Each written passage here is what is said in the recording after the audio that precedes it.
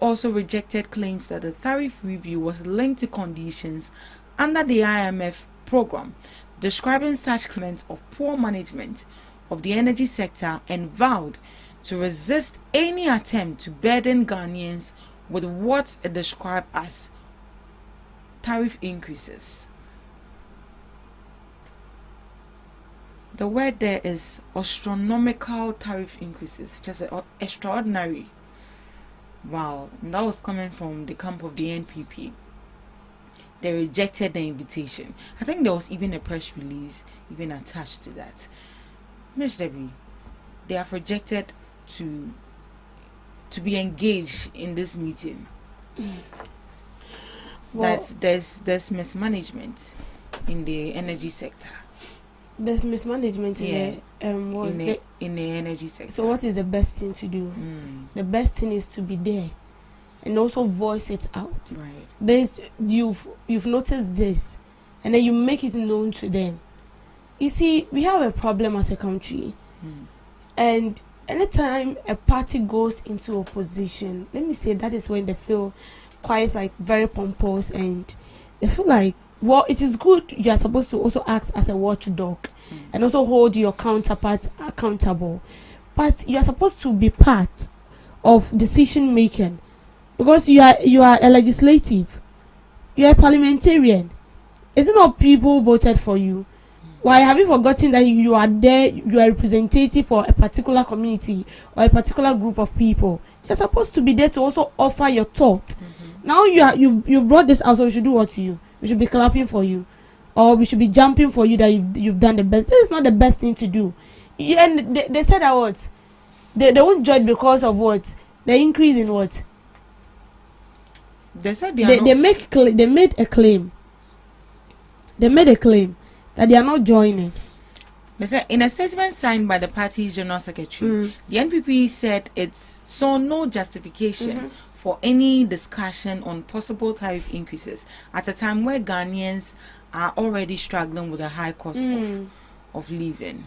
High cost of living. Yeah. Well, with a high cost of living, I would say that we are still experiencing it in a way, but not too much. Not too much. And you see, there is no way like the world will reverse. The world is not going to replay. It's not as if you are watching a movie, you can pause and go back to review the side you missed and then you continue. It's not like that. And that is how it is. High cost of living. Well, I would say that the government is really trying their best to minimize things and then like improve our living and then make us feel a bit comfortable. But it's not really going to work that way. It wouldn't be that easy. So tariff, it will still increase. It will still increase because we need to also accrue like money for the state. So if you are bringing out a statement like this, I think this statement should rather be on table. And that is where you go to judge, all right. So when you see that, then you make them know. Maybe we don't agree with talk as parliamentarians, as legislatives. And then see the way forward. Now you didn't go. Well, I must say that the majority do not really need they don't even really need your presence to be there. Whether you are there, whether you are not there, they can still pass their law and do everything. But you are supposed to be there. That is how our legislative is being crafted. Whether you're in opposition or not, you're supposed to be there because your decision is needed. Your thought is also needed at the table. You cannot be here and be sending us statements. Maybe they want to concentrate on their election. And then do you know what is the problem now? If the majority will definitely go and do whatever they want to do, okay? And it's not just the majority, but key stakeholders. Everyone is involved. Yeah, I'm sure. I'm aware, sorry. But then when they bring it out, these same people, I'm sure after they are done with everything, they will still hold a press conference against whatsoever was discussed there. Exactly my point. So why won't you be there and then just make it known to them? If they are opposing something or they are bringing up something you feel like it's not going to help the good people of Ghana, and as I said, you are representing people. Maybe it's not going to help your constituents. You'll voice it out. Now that you are not there. What can I say? Now, when they are done with everything, you now be holding press conference after press conference. Miss Regina, I don't know if you saw the press release, if you read it yourself. Yeah. Okay, so the little I can say in regards to this is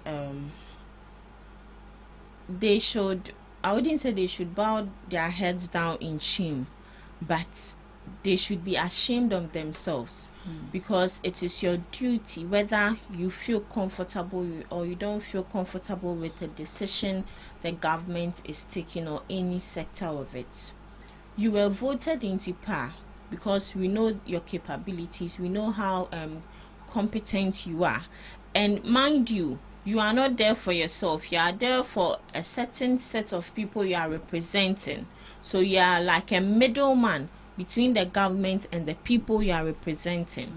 So sometimes these people act in a way as if they employed themselves, forgetting that it was the power of someone that is the main reason why they are there. And it looks like they don't even have the interests of their people at heart, because this thing has to deal with everyone, both the normal Ghanaian and even they themselves, because at the end of the day, whether you go, whether you don't go, you still pay whatever bills that is being thrown at you. So why not go? Even if you don't see the need of it, why not go? Add your voice to it, and at the end of the day, if it doesn't go well, that is where you'll be bold enough to say, I told you so. But here lies the case, you don't want to be present at all. As Debbie said, whether you join, whether you don't join, decision will still be taken. But let's note that this is something everyone has to be involved. Said Debbie, I can say whether you join, whether you don't join, it will still move on without you. We need to be careful with that. We really need to be careful with that. Fine, NDC are the ones having majority in parliament today, but that doesn't mean that all the decisions should be taken by themselves. We have businesses. When you let me use Despite Media for example. We think that Despite Media, or we all know that he's the CEO of that organization, but we've forgotten that in as much as he's the CEO, there are stakeholders involved who also have shares in that company. And the CEO himself doesn't have the right to take decisions without those stakeholders. So that is how parliament should be. Everyone should involve themselves. And minority, I think it is becoming too much, considering the fact that things also went on under their administration. We saw how they burdened us with taxes, but we still complained, kept quiet, and paid. So they should also shut up and endure whatever is being brought to them. And also the rate at which these people are bringing out press conferences is too much. They say empty vessels makes the most noise. So if they don't want to be empty vessels, we beg them, they need to be competent. We need to see you having minister, honorable on your name is not a small title. So they should act like one. Right, moving on. Minority describes Mahama's meeting with CSOs as publicity gimmick. In Ghana's ongoing battle against illegal mining, the political debate continues to intensify. Deputy Ranking Member on Parliament's Lands and Natural Resources Committee, Akwesi Kunedu, has strongly criticized President John Dramani Mahama's recent engagement with civil society organizations, describing it as a charade and a public relations gimmick rather than a genuine effort to address the Galamsey menace. According to Mr. Kunedu, the meeting was designed merely to divert public pressure rather than introduce any concrete steps to deal with illegal small-scale mining, which continues to harm Ghana's forests and water bodies. He argued that the president's remarks during the meeting lacked any new or practical strategy, saying there was nothing fundamental or specific about what he said. It's just rhetorical. The NP also dismissed the president's suggestion to declare certain mining zones as security areas, describing it as a recycled policy that has failed in the past. He pointed out that while the government previously claimed to have reclaimed 9 forest reserves from illegal miners, 44 forest reserves are now reportedly under threat, yet no state of emergency has been declared.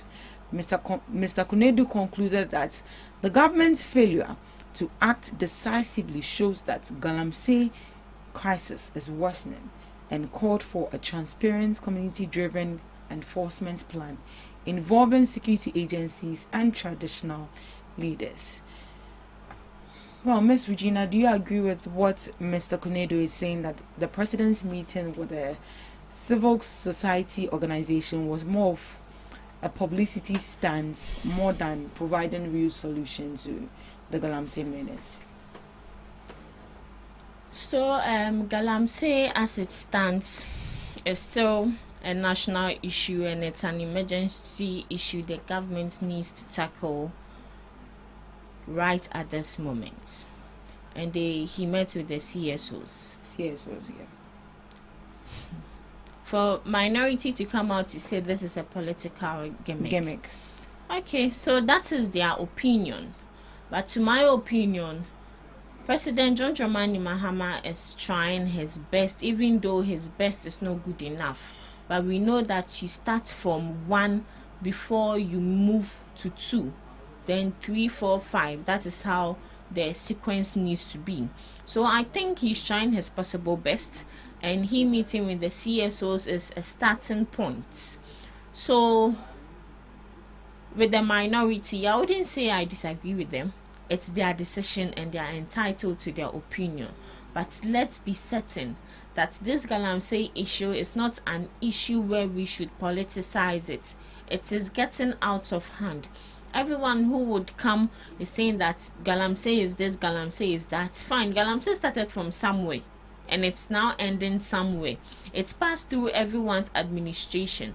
But how best you solved that issue is how we will know that, oh, you have this particular interest at hand.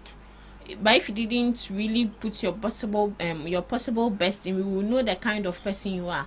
We saw instances where citizens who have the right to demonstrate were arrested. Now you are being arrested for doing something right, something that is your sole duty to do. And we saw instances where both administration seized equipment and bent them. Sometimes when some of these things are being bent, I'm like, oh, but these things can be repurposed into something else, something that will be beneficial to the country or to the nation.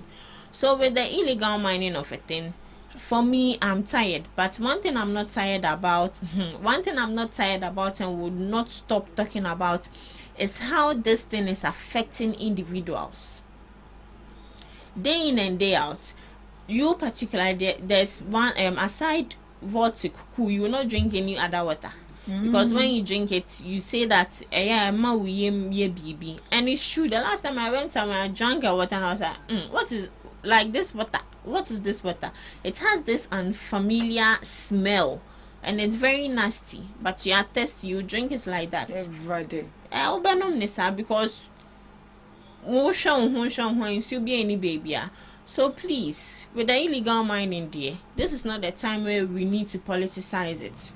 These politicians think they know it all. These politicians think they are well to do. They think because they are siphoning money from government purse to pocket it themselves, when it's time for them to import waters, they would be able to do it. When it's time for them to japa from the country, they would be able to leave the country and live comfortably in other countries.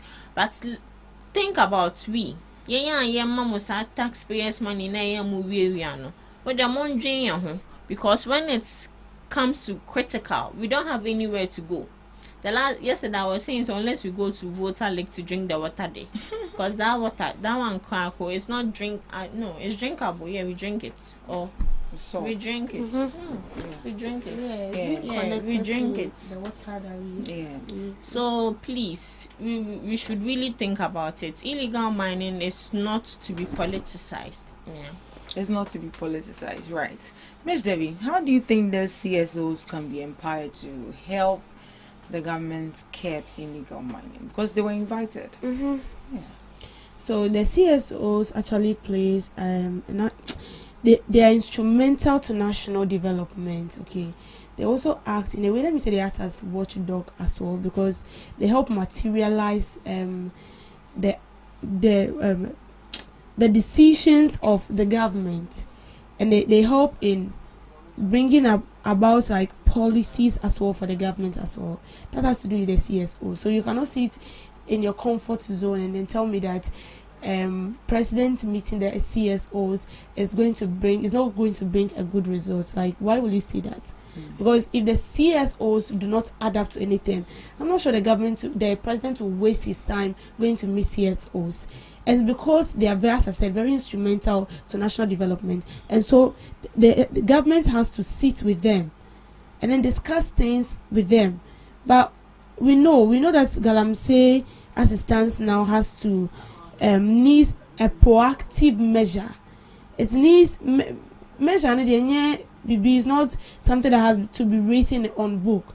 It has to do with something that is like comes with force. We know, but then I believe that every delay has to come with a reason. President Mahama actually knows his reason for delaying whatever it is. We sit here and then we call for state of emergency. Me personally, I'm calling for a shoot to kill approach, but he knows what is right for the country, and I'm sure he's putting into consideration a lot of factors, and that is why I would say he's delaying in heeding to our calls. But that doesn't mean you should rubbish his meeting with the CSOs. No, why would you say that? It doesn't even make sense. It doesn't make sense, because even if the government wants to meet you as minority, will you go? Would they go? And yet utility BDN no one go, no, they won't go.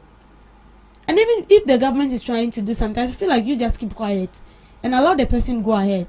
Sometimes you might sit after and then think that this person is supposed to do this way, supposed to do that way. But you have your own reasons. You just have to shut up and sit down.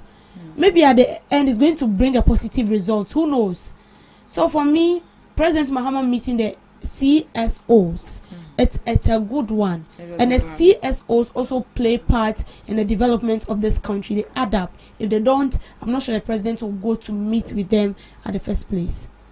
Right. Thank you, Mr. B, for that submission. And thank you, too, for joining the news review. Up next, we have Debbie's Grill.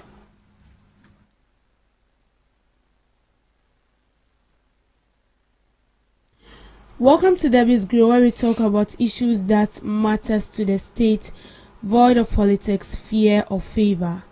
Poor service delivery, unresponsive complaint systems, and lack of empathy continue to frustrate many Ghanaian consumers, issues that remain unresolved despite repeated calls for change.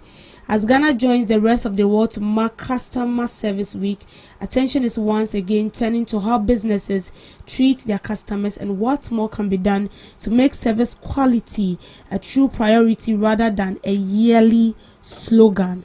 From marketplaces, saloons, food joints, to banks, telecom firms, retail outlets, customer service remains one of the biggest factors influencing where Ghanaians choose to spend their money.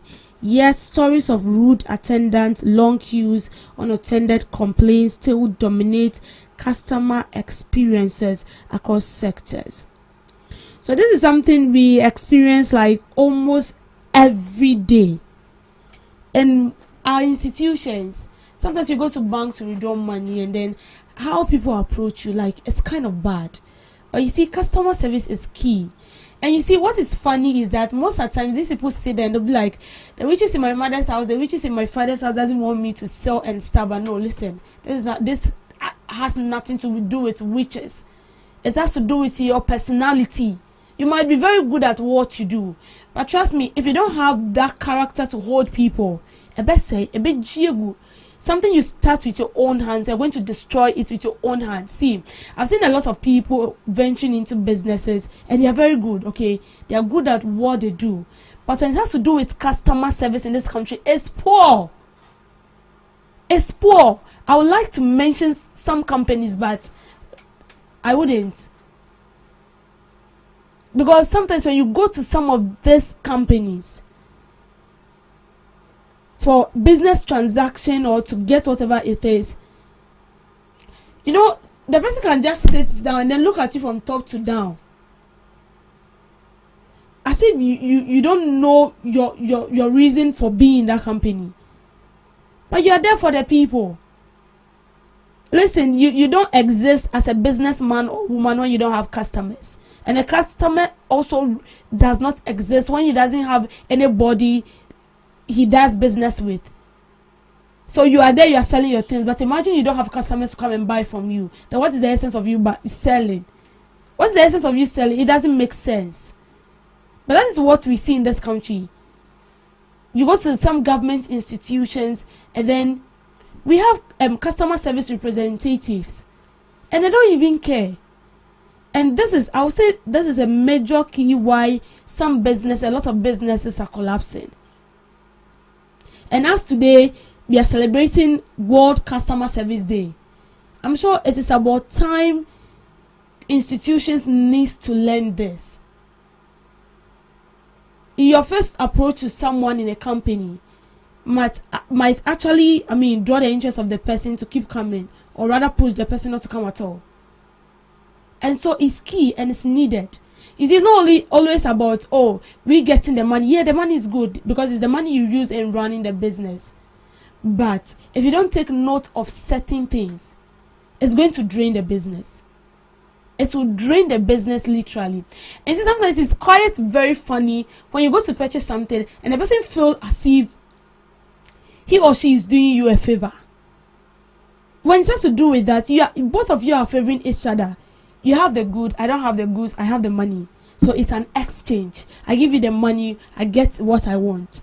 You also take what you want, and then you give me what is due to me. But that is not it. You go to purchase something, the person behaves as if at the end of the chow, you are not going to pay. You are not going to pay for it, but you are also going to pay. You will definitely pay for it because it's not free.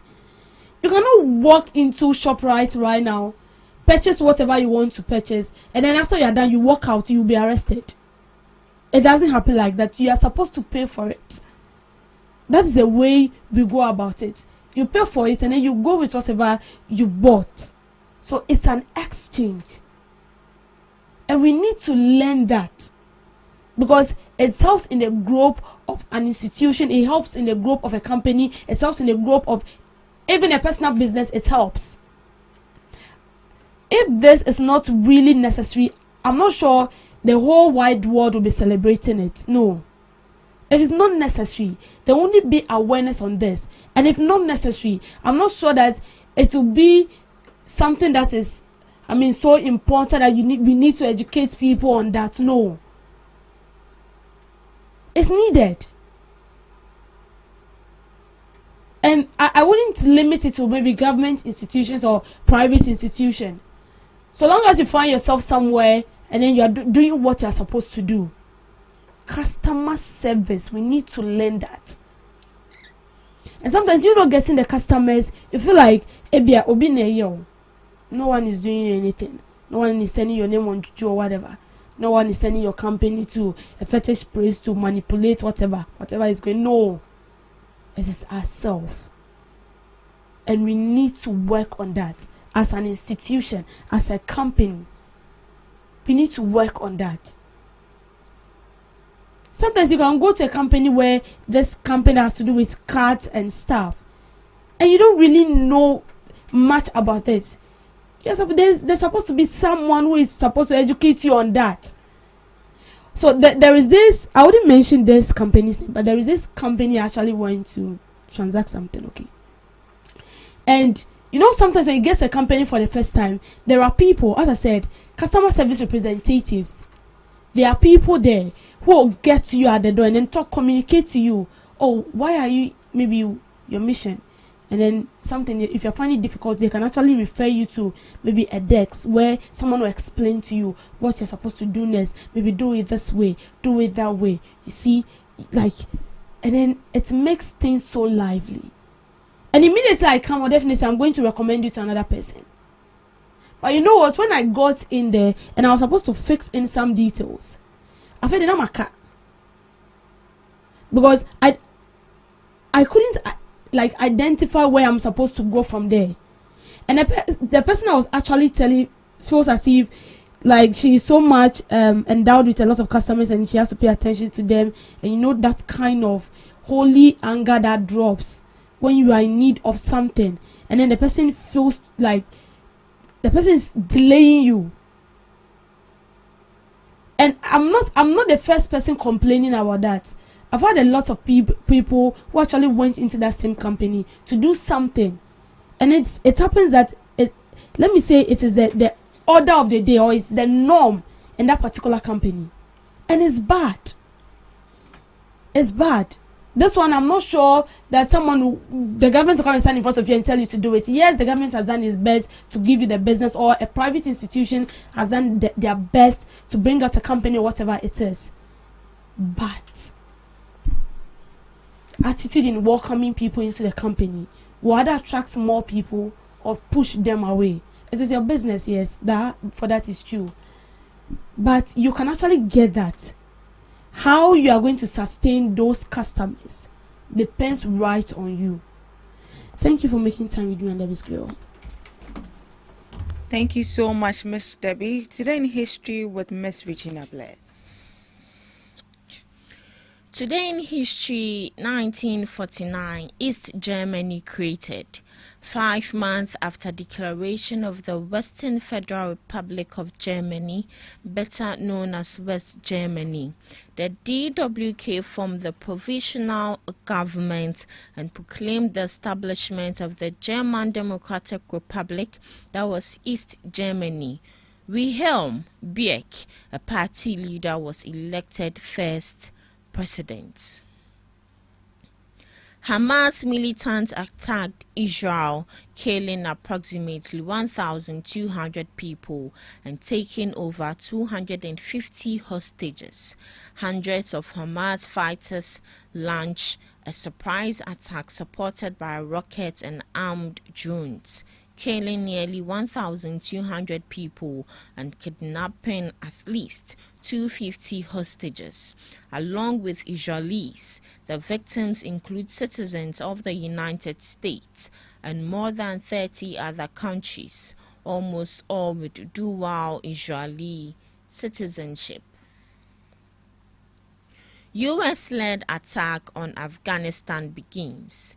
The U.S.-led attack on Afghanistan, also known as Operation Enduring Freedom, began on 2001 in response to the September 11th terrorist attacks.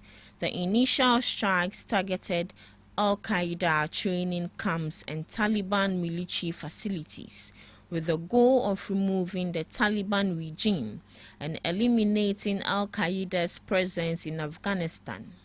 The U.S. military, with support from allies, launched the offensive to ensure Afghanistan will not become a safe haven for terrorists to attack other countries. 1943, Japanese execute 100 American POWs on Wake Island. Rear Admiral Sakakibara, commander of the Japanese garrison on the island, orders the execution of 98 American POWs, claiming they were trying to make radio contact with U.S. forces. Looking at some observances. National Inner Beauty Day.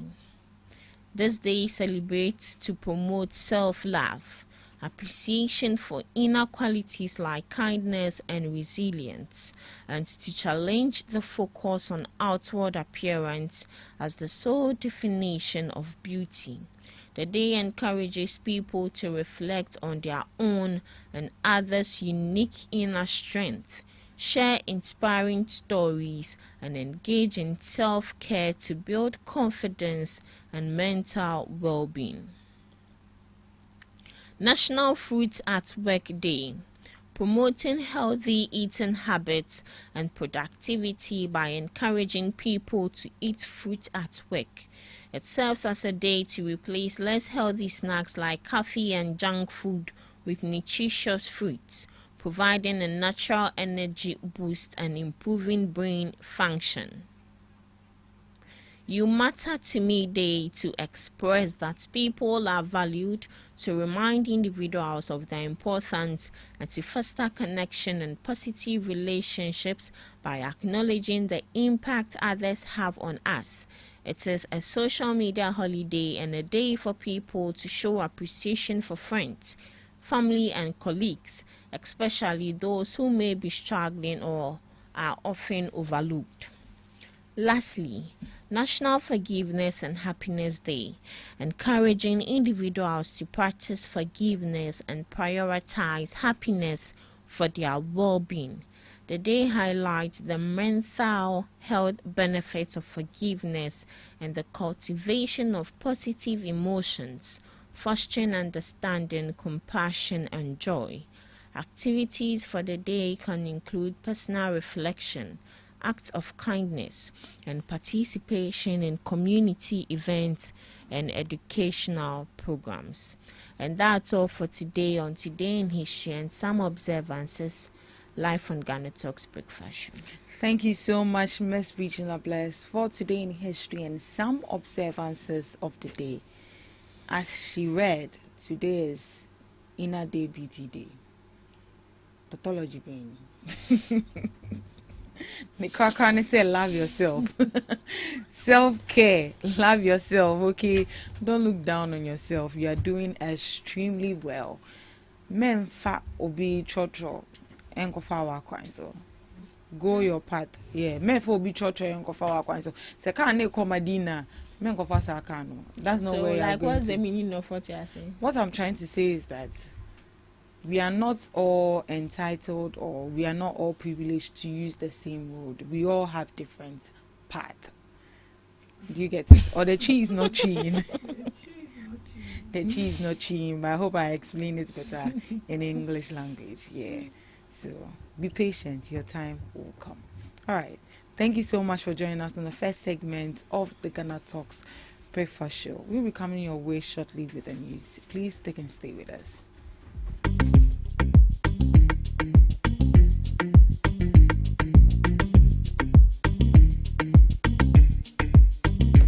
Are you ready to amplify your business or brand's reach and make a meaningful impact in Ghana and beyond? Partner with GhanaTalks Radio today to connect with a diverse audience across Ghana and beyond. Elevate your brand through on-air promotions and social media. Boost your brand during prime time. With GhanaTalks Radio, you can extend your reach across digital platforms. GhanaTalks Radio is not just a station, it is a community hub where your brand becomes part of the conversation. Join us in fostering connections, celebrating culture, and making a lasting impression. For customized sponsorship packages and enquiries, email contact@GhanaTalksRadio.com or call +233 202 544614. GhanaTalks Radio, giving the youth a voice.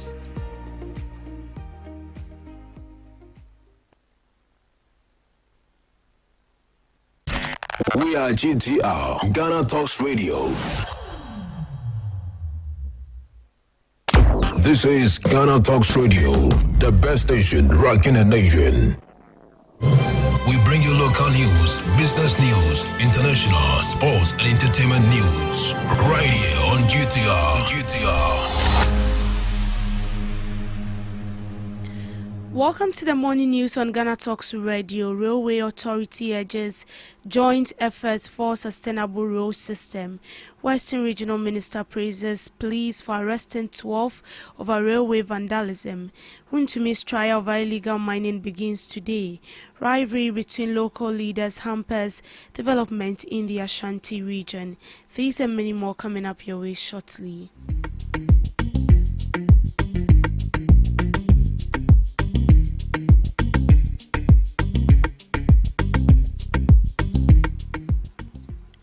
Acting Acting Chief Executive Officer of the Ghana Railway Development Authority, Dr. Frederick Ampo, emphasizes the need for joint effort to sustain the country's railway sector. According to him, a collaborative approach is crucial to address the challenges facing the sector and ensure its long-term viability. He stressed that the government cannot be neglected to bear the financial responsibility of maintaining the railway sectors.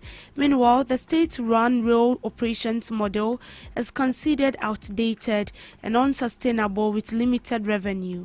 Poor innovation and style development are common issue in state rail system in the country. Just last week, I reported it as well. The issue here is that these people can operate at any time. So, for example, if you go in maybe in the daytime, they will wait for you to go, and in the nighttime, they will come back.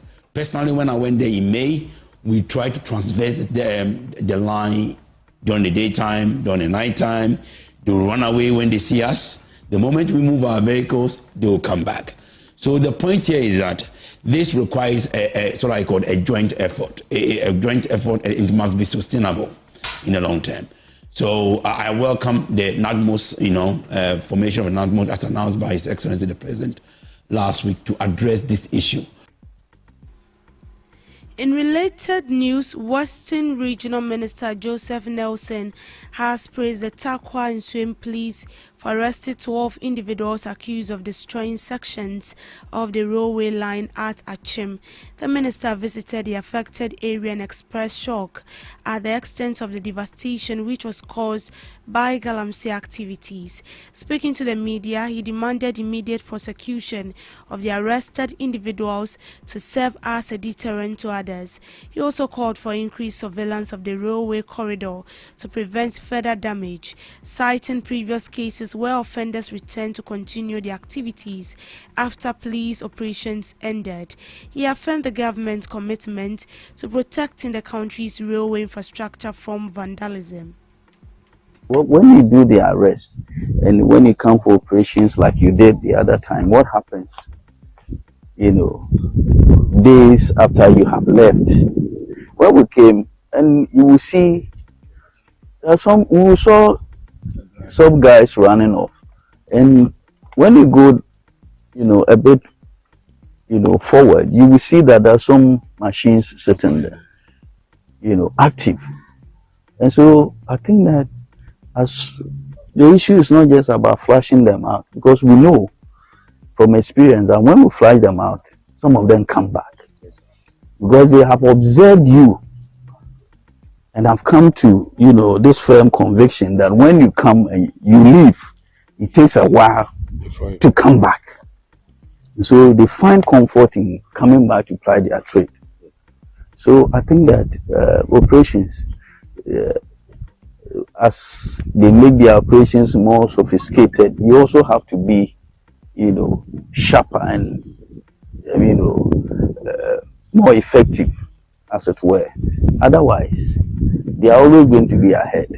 And when they are ahead of you, the effect is that they do more damage before we come to know about it.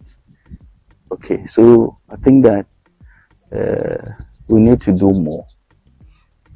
Let me commend you for your effort. At least we have some behind bars. I'm going to follow this case to its logical conclusion that these ones will face the full rigors of the law. Former Majority Leader and Member of Parliament for Swame, Oseche Mensah Bonsu, believes that Vice President Dr. Mahmoud Bawumia was punished for the failures of former President Akufo-Addo's administration. According to Mr. Mensah Bonsu, as part of the presidency, Bawumia cannot distance himself from the administration's shortcomings. He pointed to Dr. Bawumia's role as limited to executing his responsibility as compared to the president. The former Majority Leader says the president has great responsibility as compared to the Vice President Dr. Mahmoud Bawumia. By our constitution, the executive power is vested in just one person. It's the president and not the vice president. Yeah. You don't share responsibility. However, the presidency encapsulates the two. So you cannot also extricate yourself, especially when you sit in cabinet, right? So especially when you've also said you are the leader of the economic team. You talk about the various people, Alan Chamating, Osea Koto. He marketed the economic brilliance of the team, and he being the head of Safo and Co. So in a sense, he brought some of this upon himself, didn't he? I mean, that's the reality. That's the reality. But the trial of the Ashanti Regional Chairman of the New Patriotic Party, Bernard Antwi, known as Chairman Wontumi, begins today, Tuesday, October 7th. The case follows his appearance before the Criminal Investigation Department (CID) of the Ghana Police Service on Monday, October 6th, after he complied with a directive from the Attorney General and Minister for Justice, Dr. Dominic Ayenen. Chairman Wontumi is facing charges related to alleged illegal mining activities and mining without a license linked to Akunta Mining Limited. He was granted bail in the sum of 1 million as the trial ahead of Tuesday's trial. Lawyer of Chairman Wontumi, Andy Apiakubi, confirmed that the charge against him involves mining without a license, adding that the matter would be fully addressed in court. He, however, maintained his client's innocence. Ashanti Regional Minister Dr. Frank Amwakohin has expressed concern over growing tensions between members of parliament and district chief executives, warning that the rivalry is undermining development efforts in the region. According to Dr. Amwakohin, strained relations between the two sets of local leaders have slowed the execution of key projects and disrupted coordination at the district level. Speaking to journalists on Monday, October 6th, he described the situation as unhealthy and called for stronger collaboration to ensure the smooth implementation of government initiatives across the Ashanti region. Dr. Amwakohin further noted that in several districts, poor communication between members of parliament and district chief executives has created unnecessary friction and confusion, delaying important development programs. The minister urged both members of parliament and DCEs to prioritize cooperation over competition to accelerate progress and deliver on the government's development agenda for the region. In business, poor service delivery, unresponsive complaint systems, and lack of empathy continue to frustrate many Ghanaian consumers, issues that remain unresolved despite repeated calls for change. As Ghana joins the rest of the world to mark Customer Service Week, attention is once again turning to how businesses treat their customers and what more can be done to make service quality a true priority rather than a yearly slogan. From marketplaces, saloons and food joints to banks, telecommunication firms and retail outlets, customer service remains one of the biggest factors influencing where Ghanaians choose to spend their money. Yes, stories of rude attendants, long queues and unattended complaints still dominate customer experiences across sectors. One customer who spoke shared her frustration, particularly with some telecommunications companies. Most of the telecom companies do not attend to you on time. Before you get a customer service to talk to, you have to dial so many numbers. But the insurance companies, their customer service is okay, she quipped. But service providers also have their side of the story. A beauty shop owner, Salamatu Abdullah, said, while customers may sometimes be difficult to deal with, service providers are also doing their best to maintain professionalism and patience. Meanwhile, consumer advocacy group CART International says businesses must begin to see customer satisfaction as central to growth and competitiveness, not just a compliance requirement. Its West African Regional Director Pia Kubi Adomako emphasized the need for companies to offer stronger after-sales support and genuine care for their clients. As the week-long celebration continues, many consumers said they hope this year's observance will spark real change, one that ensures service excellence becomes the norm rather than the exception in Ghana's business environment. Private sector contributions to the Social Security and National Insurance Trust (SNIT), a key barometer of formal sector employment and pension security, rose modestly by 2.1% year-on-year to 1,925 contributors in May 2025. That's up from 1,044,111 recorded during the same period last year. The Bank of Ghana's July 2025 Monetary Policy Report shows the figure remained broadly stable on a month-to-month basis compared to 1,067,531 contributors in April, suggesting a relatively steady pace of formal employment growth. However, labor market indicators painted a mixed pictures. The number of jobs advertised in selected print and online media declined by 15.7% year-on-year to 2,502 vacancies in June 2025, down from 2,968 in June 2024. On a monthly basis, job openings also fell 18.4% from 3,066 recorded in May. Despite the slowdown in June, cumulative job adverts for the first half of 2025 increased by 7.7% to 18,604, reflecting continued recruitment momentum in parts of the private sector, particularly in services, ICT and construction. Meanwhile, the broader economy showed signs of strengthening. The Bank of Ghana Composite Index of Economic Activity expanded by 4.4% in May, compared to 3.4% in the same month a year earlier. The central bank attributes this improvement to robust trade activity, increased household and business consumption, growth in construction, and a rebound in tourist arrivals. The data reflects a gradual formalization of employment and cautiously optimistic economic outlook, though persistent weaknesses in the labor market signal the need for policies that stimulate job creation and sustain private sector confidence. The Bank of Ghana notes that sustaining these gains will require consistent policy execution, stable macroeconomic conditions, and targeted support for sectors with strong employment potentials. To sports, Mediama Sporting Club head coach Ibrahim Tanko says the club's win over Nations FC is what a league contender like his team needs to do. He said this in a post-game press after Mediama's 2-1 win over Nation FC at the TNA Stadium in Takwa in the past round of the 2025-2026 Ghana Premier League season. Mediama's third win in 4 league games this season moves the club to second place in the standings with 9 points. Bando Hearts of Lions lead the standing with 10 points.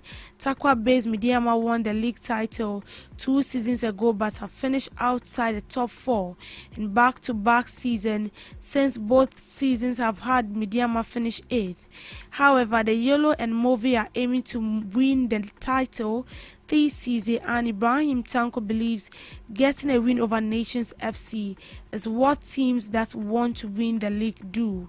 He said, despite missing the service of Black Stars midfielder Prince Owusu, Mediama SC managed to beat Nations FC 2-1 to win its third game in 4 Ghana Premier League outings this season.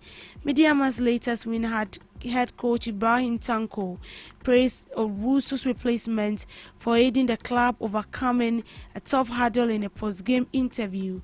20-year-old creative midfielder Owusu got a surprise call up to Ghana's national men's football team, the Black Stars, ahead of 2 2026 FIFA World Cup qualifiers.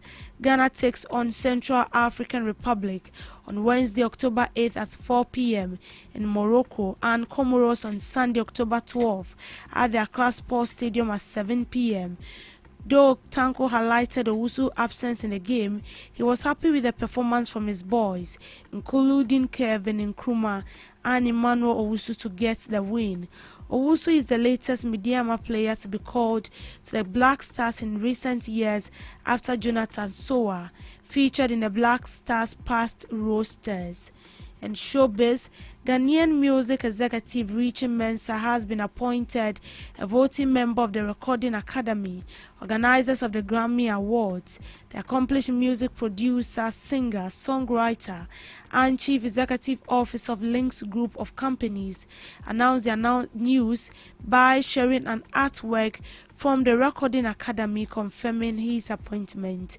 In a Facebook post, Richie captioned the artwork, "Thank you Recording Academy for the honor." His appointment has been met with excitement among Ghanaians who view it as a significant milestone for the country's music industry. While a few Ghanaians are already members of the Academy but have not made it public, many believe Richie's inclusion will further open doors for local talent.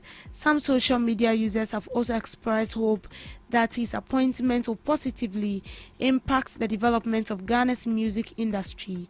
Richie Mensah has produced a lot of superstars from his tables. Apart from his personal music project, his Links Entertainment record label has spanned talent such as Kwame Eugene, Kiddy, Easy, Miss V, Dope Nation, Ziggy, and OJ Black, among others. When asked about non-Africans being eligible for the African Music Performance category, he said the best solution was to increase African representation within the Academy. Venter added that she would embark on a campaign to ensure more Ghanaians are invited to join the Academy. The Recording Academy has over 16,000 members with more than 13,000 voting members. Voting members including recording artists, songwriters, composers, producers, engineers, mixers, mastering engineers, and instrumentalists.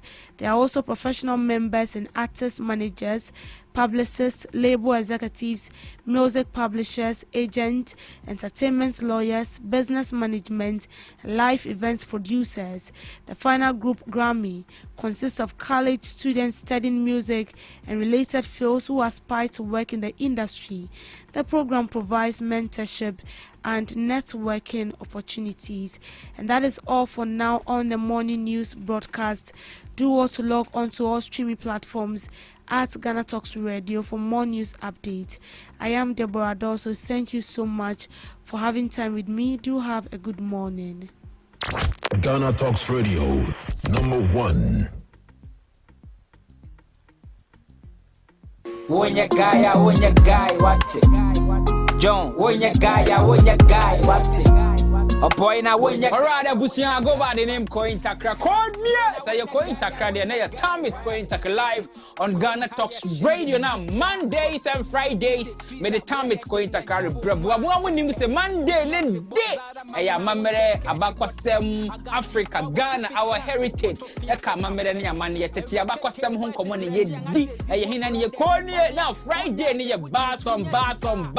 Friday yeah rap. We dey talk about entertainment. We dey talk about music business. So join me this Monday and Friday. Be our live on Ghana Talks Radio. Don't forget, so we follow all the social media platforms like Ghana Talks Radio and Coin Takra. Means so me page in the so Coin Takra. Now listen, about your fire, about your job, our Ghana Talks Radio. Don't forget, so me download the app, no Play Store, any App Store. Call me. Your time it's Coin Takra Monday and Fridays. Jinamu D will be a mammy at a time enough at 7 p.m. sharp. Yeah, the Jumedi bro. Here, Konya, on your guy, What him? Are you ready to amplify your business or brand's reach and make a meaningful impact in Ghana and beyond? Partner with Ghana Talks Radio today to connect with a diverse audience across Ghana and beyond. Elevate your brand through on-air promotions and social media. Boost your brand during prime time. With Ghana Talks Radio, you can extend your reach across digital platforms. Ghana Talks Radio is not just a station, it is a community hub where your brand becomes part of the conversation. Join us in fostering connections, celebrating culture, and making a lasting impression. For customized sponsorship packages and enquiries, email contact@GhanaTalksRadio.com or call +233 202 544614. Ghana Talks Radio, giving the youth a voice. What do you want for breakfast? How do you want your breakfast? English breakfast, French fries. Koko Nikosi, alo komi keshito. Wache. Well, Gobe is the real deal. Join us on Ghana Talks Radio. Let's serve you a buffet of breakfast. From news headlines review, current affairs to social issues. Entertainment, sports, and all the trending stories live on our mobile app and across all socials from Monday to Friday, 7 a.m. to 10 a.m. With me, Pakwesi Omare, Regina Bless, Deborah Adoso, and I am Esinal Fiagbedu. This is Ghana Talks Breakfast Show.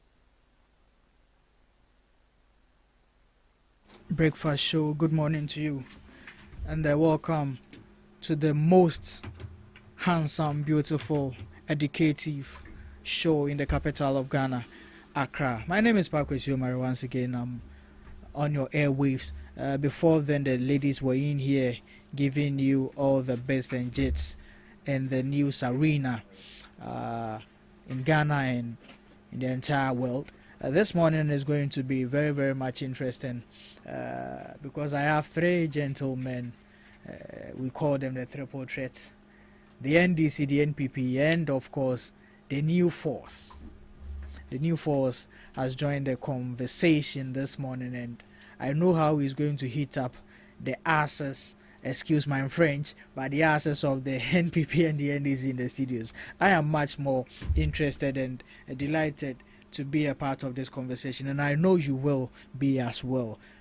We entreat you to join the conversation as well on all our social media platforms. You can send in your comments, your views, your suggestions on Facebook, on Instagram, on TikTok, and on X at Ghana Talks Radio. Our YouTube channel is very active as well. You can join in there. Also, our WhatsApp lines are very active. Send your views and comments to 0202 544 614 0202 544 614. Gentlemen, good morning to us all. Good morning. I hope you are doing well. We are doing very great. Ivan, government in power. Aba Papa Aba. As usual, it is not just mere rhetoric, but it is very visible and practical, and we can all attest to it. And almost everyone, is of the view that indeed Aban Papaba. And it is not just by saying Aban Papaba, but it is by feeling it. And feeling it how? It's feeling it in your pocket, feeling it at the comfort of your home. In our pockets. Oh, yeah. And as we sit here this morning, I don't even know how I'm going to break my fast. You are saying in our pockets are. Hey. Mr. Murray, don't worry. Definitely you break your fast. And it is not about knowing how to, but as we are speaking, are you telling me your CEO haven't paid you? Oh. No, are you no, Mr. Murray, hold on. No, you see, let's be factual. Are you telling me that when you go to town you are unable to purchase a food store? I'm telling you exactly that. Mr. I Murray, don't have the money to buy them. You don't have the money, or you are channeling all the monies to the funeral. Probably, because we all know you are bereaved, and when something of this nature happens, there is a lot which goes into it. But that doesn't stop the Aban Papa slogan. No. It is not mere. It's not a slogan at all. But we feel it in our pocket. You go to the street and you do a voice box, and you get to know that indeed people are testifying about the goodness of the government, and they are feeling it also within their pocket as well. Okay, thank you there, Ivan. Ivan says that the reason why I'm not feeling Aban Papa is because I'm channeling all my money into my father's funeral later in the month. He has a point. But you know, Ima will definitely have a different view to that. Ima? You and I know it's really not true. I am here. I am here. I am not performing in the funeral. I know. Honestly, I don't know. For me, it's indeed difficult. Talking about money, I have not started receiving the money, and the people around me, they are complaining, and things are even worse now. So I don't know. Things are worse than last year. Of course. Wow. Last year, yes, of course. Considering a lot of factors. So a lot of factors like the bondholders' monies, which were being, which were receiving some haircuts and all that. Now the new government is actually paying them, but things are worse. Considering a lot, but I don't want to go in there. But I don't know what he has sent and then saying that things are better and then there's money in the system. The only thing I know is that people are on the streets shouting every day and asking for money from the president. So he knows what I'm talking about. And people are there. If you have enough money and your colleagues, your let me say, some other students are on the streets or workers on the streets asking for their demands and all that. At the end of the day, we can all feel it if we all start enjoying. But one person feeling it, that means the person is enjoying alone. Okay. All right, thank you, Deima. Today, the new force, as I said, has joined us. And one of the most important factors, the ordinary Ghanaian, the political class, people with political intellect, has always wanted in our political scene, has been a third arm in our political parties, a party that is going to challenge the two major parties that we've automatically accepted as the only parties we have in Ghana. And now we've seen the new force come in with that force that we've been looking for. And I must say that I'm very much delighted to have their representative join us in the studios today, and subsequently we are going to have them much more join us for the conversations. Without much to say, Ahengai. Your Excellency. Yamawakwaba. Yeah. I mean, this has been your first day in here, and let us get your experience so far under the new government compared to the previous government. I mean, you heard both of them right now. One is saying, oh, things are better. The other one is saying things are far worse than how it used to be. But you sitting on the fence, you analyzing these two, trying to pose the force to, marshal them both somewhere and then take over the throne. What do you think is really the metrics, if we should put it that way, analyzing the factors and all? First of all, I want to say a good morning to your cherished listeners and everyone watching us live on YouTube, Facebook. A good morning to you all. And also to my colleagues here, good morning to you as well. And to you, I think fortunately we are here. Sure. Yeah, irrespective of whatever that has transpired, we are still here. Definitely. And we bless God for that. Sure. I'll emphatically say that what you just said is true about the new force. With a strong conviction, we are coming in with an unprecedented force that has never ever been felt in the history of this country. Wow. And looking at the way and manner at which we are traveling, the speed, I'm telling you that you will be shocked and you'll be surprised that in 2028 we are going to change the whole narrative that has to do with the election that we've actually seen for decades. Wow. Yes, things are really going to change. Things are really going to pick up from a different perspective, and we are going to see one of the best among the rest. You see, when my brother was actually trying to let the viewers know the current state that we are in, he made it clear to us that currently things are really moving on so well, and he can feel it in his pocket. It's I'm not surprised, because looking at the Land Cruiser that he has parked outside, it tells you that indeed he's really enjoying. But you see, even if you are bereaved, I'm not too sure that you started preparing for the funeral from January. You understand? Yeah. So you can't tell me that because of that, it has actually caused some bankrupt or some sort of fund reduction in any form of. But you see, what I really want us to understand is, under the governance of NPP and NDC, none of them will come into power and tell you that things are better or things are in a good shape, or when they came into power they actually inherited one of the best governance from their previous or predecessors. I'll put it that way. Why do I say this? From 1992, whenever there is a change of government, the moment they come, they make it clear to the people, oh, things are going on well, inflation is dropping, whatever, dollar, a whole lot.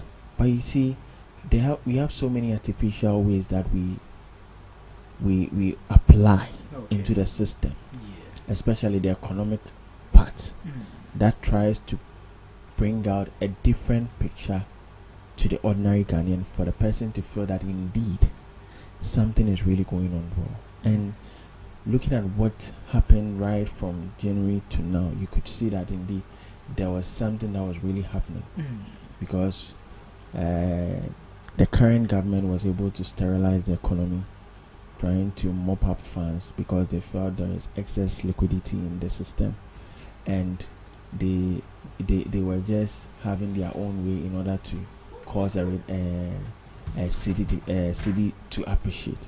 Yes, and you see that is also a form of trick that they usually applies, not only them, but both NPP and NDC. And that has become a trajectory that they do usually follow all the time. And we are here to break that. We are here to let the people understand that indeed, no, that is always fake and it's always a lie. People always come up with so many stories, and because we are not able to hold them accountable, they end up misbehaving and just treating us as if we don't even deserve anything in this country. So, my brother, let's move on. And as we move, we will definitely see if whether they are saying whatever they are saying is true or not. So let's go. Thank you there, Ahinkan. So that was Ahinkan who speaks for the New Force. Emmanuel speaks for the NPP, and Ivan, of course, speaks for the NDC. It will be interesting today. Very interesting. I am myself in anticipation for the progress of this conversation this morning. But Mr. Mariam, yes, please, before we move on, there is one thing I want to comment on. Debbie was around, and yes, she passed a comment in one of her deliveries. She made mention of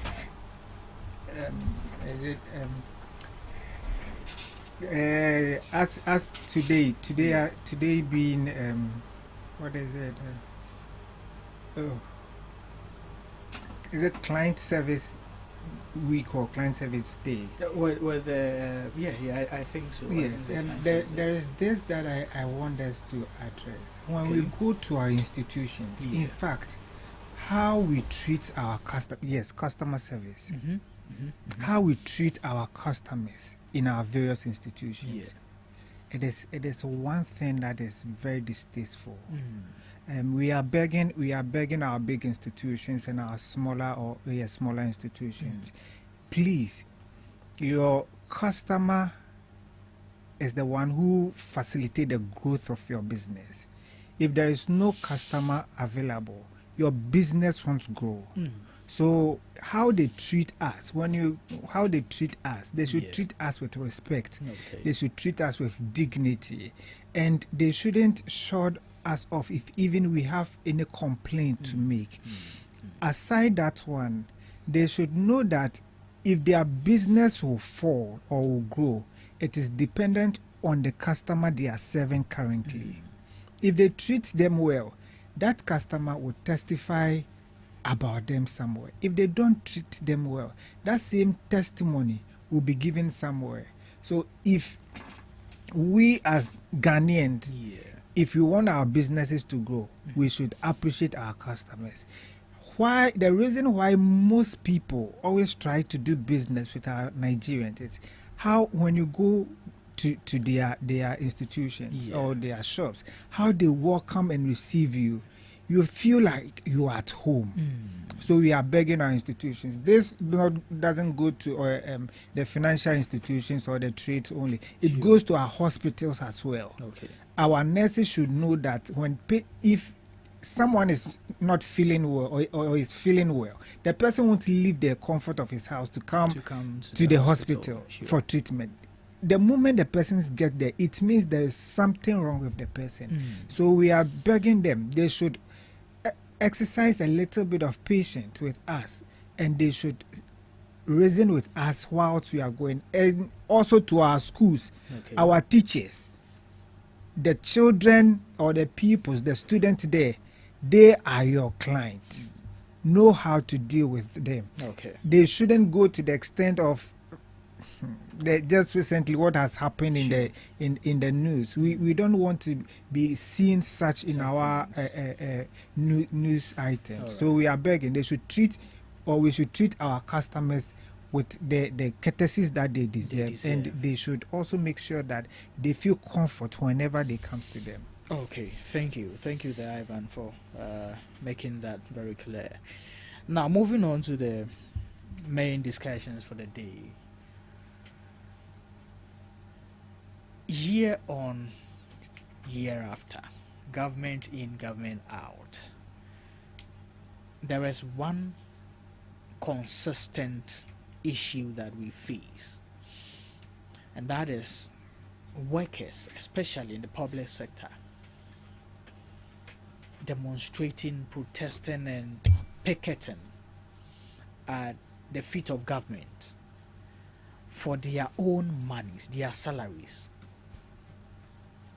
compensations that needs to be given to them for the work they've done. They need to come and cry, beg, solicit before they get what is duly deserving of them. What has created this hole? What are we not getting right?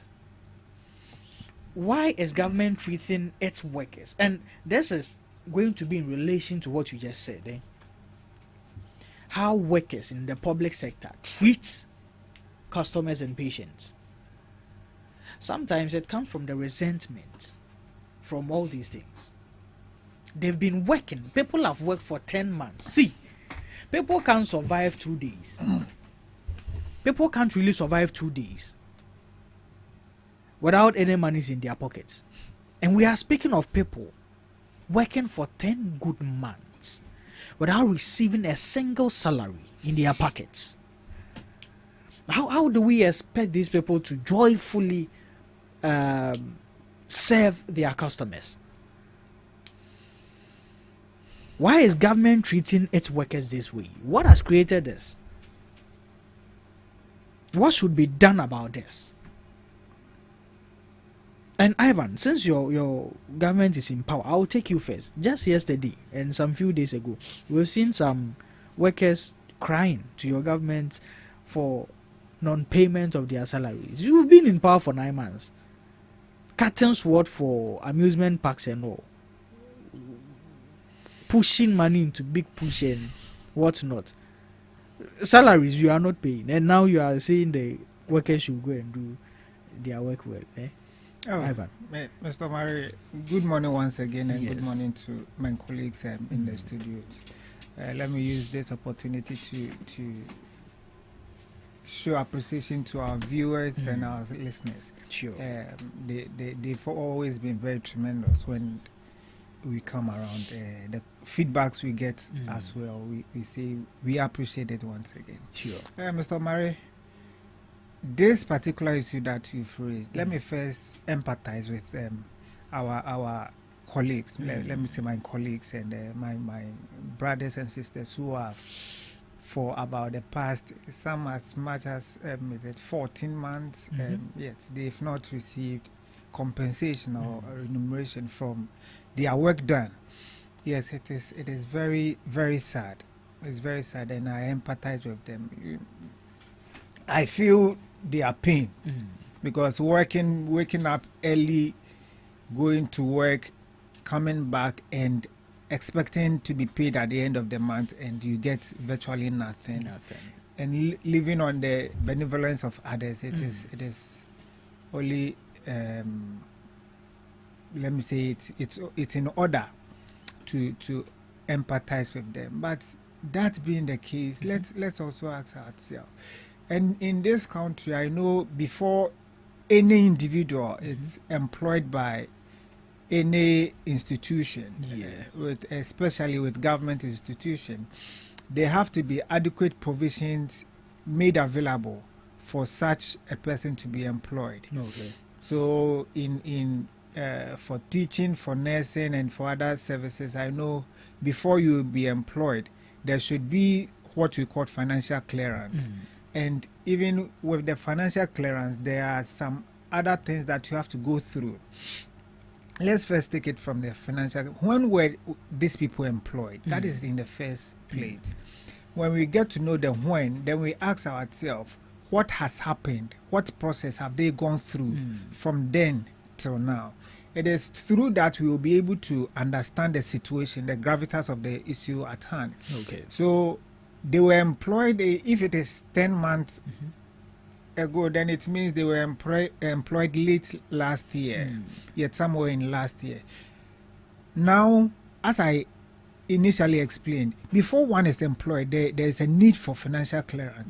Was there anything of that sort for those people? Or were they employed because the government felt threatened that from how things are going, if we don't push people into the system, if we don't let people know that we are working, we are employing them, it means they are going to vote against us. And it is because of such that a lot of youth decided to vote against the El-Said administration, because they felt that the government is not dealing well with them. They employed these people without any financial clearance. That is one. Even if financial clearance is raised, now you have up to the 31st of December to make sure you utilize that financial clearance, to make sure that you make payment of the individuals which you have employed. If you are unable to do all these things, then it simply means that that financial clearance that you've gotten for these people have expired. Now you have to wait for the next year or the next budget which you are drawing to make adequate compensation available to pay these people. Where these people was such made? No. Let's ask ourselves, even this current administration, the first budget of this administration started in April. So let's ask ourselves, from the January to the March budget which was drawn by the SY administration, were these people factored in? It is absolutely no. So our brothers who have faced all this, I understand their situation. The government have promised them, the government has made them aware that he is working for them. They in the next budget which has been drawn and which will be presented to Parliament upon upon commencement, they have been factored and they are going to be paid. For that, they have been assured. That is the reason why the doctors, the junior doctors, who also preempt of going on strike, has understood the situation and have called off their industrial action. So it is in order. Whatever that they did is in order. I understand them perfectly. But the condition which led to their appointment is what we should also talk about, is that the people, the government which employed them at that time did not have monies to pay them. Did not make monies available for the next administration to pay them. So they were all employed without financial clearance. The reason why when the NDC administration came to office, they called for audit. everyone who has been employed from this particular time to this particular time, bring your employment letter. Let's audit to see if you went through the genuine process. Now, they've after the audit, some went through the genuine process, others did not. Now, so it was eminent on the government to find resources. As at that time, government cannot go and borrow. And even I disagree with we going to borrow to pay compensation for government workers. It is we are eating our our eggs before they get hatched. How many hens will we have again? So it is in order when government find ways and means to raise monies internally so that they can pay these people. That is absolutely what the government have assured our brothers. And I believe they have also understood the situations, because before those times, some were not having their staff numbers, staff IDs. Some were, because before you can be enrolled into any government payroll, you must be identified. It is this current NDC administration who have issued staff IDs to these people. So what was the previous doing? Were they employed because they wanted them to be they want these people to vote for them? No, yet. But this government have taken pragmatic measures by first giving them their staff IDs, by letting them go to do their biometric verification, registration and the rest. These are the process that you go through. Now, if you go through all this process, then you will be sure that by the next month you'll be paid.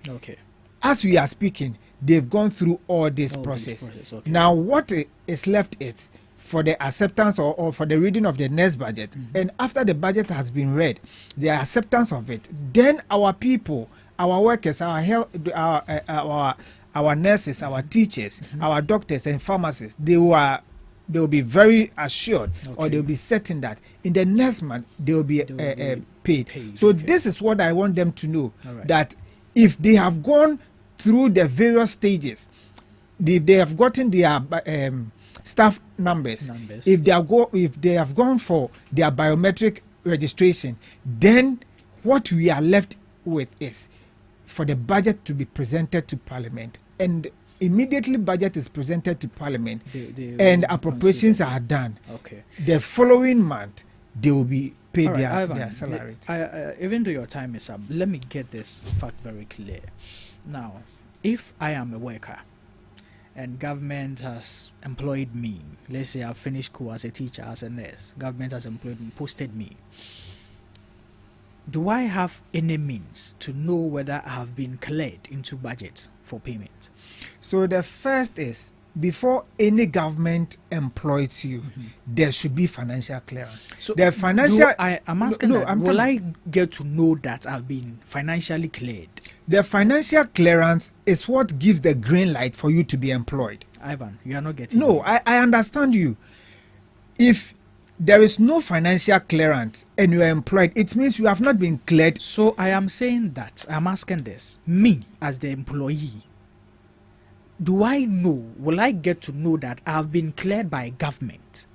That's what I'm asking. Mr. Omari, you need not to know. I need not to know. But the first part that you have to take a critical notice is, if there is any publication for employment, the first thing to inquire is there any financial clearance to this employment? So that is what I'm asking, that if I am being employed, will I get to know that? It's a yes or no question. Yes, you have to know, because please, because there will be a publication of financial clearance. When that is published, then you are not giving me the answers. No, Mr. Omari, I don't know the answers that you want. The answer I'm asking is this: let's use here this company, GhanaTalks Radio, as an example, and you are really eating into my time. That's why I needed just a brief answer. Here, if I am employed, I know that, okay, there is a clearance for me by the company that I'll be paid. no matter what means it should be, there should be that clearance for me. Exactly. I know that I'll be paid. Exactly. I'm not just going to work here and then later on, whether they like, they pay me or not. Exactly. It's the same thing I'm asking that. If the government employs you, I haven't been employed by government. That's why I'm asking you. If government employs you, will you get to know that you've been cleared? Aside you getting the employment letter, will you get to know that you've been cleared for salary? Because this issue we are talking about, it always comes back to face that, oh, there were no financial clearance for them. Mr. Murray, you as an ordinary person who needs an employment here, you won't know. Okay. The reason is, it is the HR, the accountant, who comes together to declare, or it is the HR who declares vacancy. Based on the advice by the accountant, if monies are available. So if the accountant says there is no money available, the HR can't employ you into this facility. So but the here moment comes the case that the they've moment, been employed. Yes, I'm coming. Evan, you are not The getting moment me. the HR issues that particular letter for employment, it means there should be money available. to pay you. Right. But in our case, the HR goes forward to declare vacancies, whilst the accountant is to go and look for money to come and pay you. But the accountant should have the monies available so that if the HR makes those advertisements and you come in, the accountant can pay you. Okay. But in our situation with the GES and the health service, that wasn't the case. The HR went to make publication. Like a conditional thing that is always how it's been done. That is how it's supposed to be. No, I'm asking that. Where you said that the HR issues the money and then the accountant goes look for money. Is it like our public structure, our payment structure in our public sector, or is just something that just happened? No, it is something that happened. Okay. But because year in year out, before any employment is given to any individual in this country, the government need to declare and to make sure there is financial clearance for those who will be employed. Okay. But as we are speaking, or Evan, as we thank speak, you. the nurses and the teachers, were they given financial clearance? All right, thank That you. is no. Okay. Emmanuel, I am going to give some figures. Very well. Okay.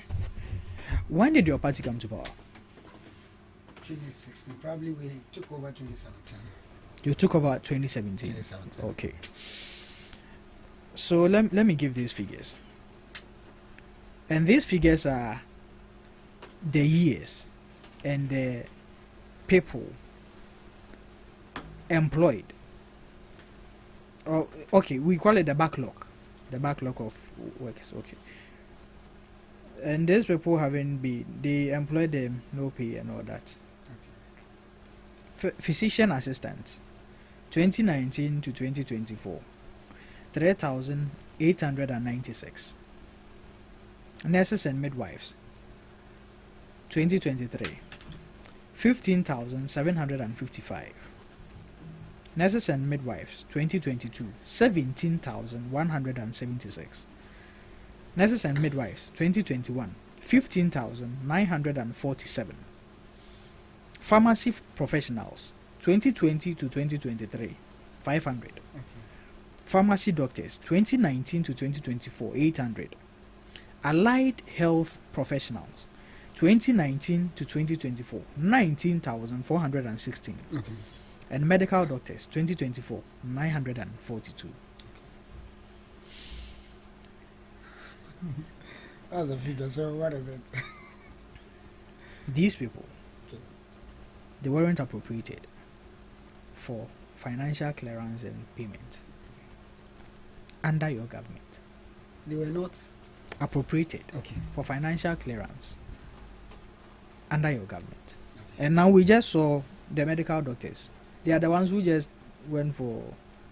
They also declared a protest that they haven't been paid for about 14 months or so. 14 months. And then the nurses, they also said they haven't been paid for 10 months. 10 or 9. Okay. 10 or 9, whichever been the case. But it was your government who employed them. Indeed true. And you know this is not the first time these things has happened. Sometimes people get employed and when there's a change of government and a new government comes in, it is your responsibility to pay the people that were employed and were not officially paid, but they were not part of payroll. But they were employed by maybe a former government or a government that handed over to you. This is not the first time. We inherited that. In 2016, 2017, John Dramani Mahama, in fact, this man we're always talking about is a former president of this country. He should know better. I listened carefully to my brother, and somewhere along the line, he was really struggling. If we talk about financial clearance, it is not the duty of an employee going into the public sector to know the amount of money you'll be paid. You understand? Or whether there's financial clearance or whether there's money available for you to get employed. No, that is not your duty. You know, John Dramani Mahama has really promised the youth of these people, the youth of this country, employment. And so, lucky enough, he has come to meet some of them. And so he should try as much as possible to do his best. You see, I sometimes ask myself, the reason for politics, it's all about the welfare of the people. I am so sad that we see nurses, teachers, doctors crying every day. I mean, these people not just crying for this money by chance, but crying for the money because they have worked for it. They are working, they are devoting their times serving this country. And when you come to ask why the delay, the only answer the NDC communicators will give you is that these people were employed by the former administration, the Nanadu-led administration. That's unfortunate answer. You understand? You remember, the other time I was saying it, the NDC, led by John Dramani Mahama in 2012 to 2016, they never even employed anybody. When you look at it, yes, there were some kind of employment given out. But in 2016, there was a ban on public sector employment. Badges upon badges, people were were packed in the house. He went ahead. The little token the nurses and then teachers were receiving, like allowances, they cancelled it. When Nanadu came to power, all these bans, like I was saying, the ban was properly reviewed and the youth were employed. They were paid. You understand? Me, as a teacher, I was employed by John Dramani Mahama. But then it was Nanadu that started paying me. I was employed in 2016. I didn't pay you. 4 months, 5 months, no salary. Wow. It was when Nanadu came to power, then they paid us. So this is not the first time. You see, I think the government should try as much as possible to listen to the cry of these people. My brother said the doctors, they have realized one or two things. That's why they have withdrawn or they have called off the strike.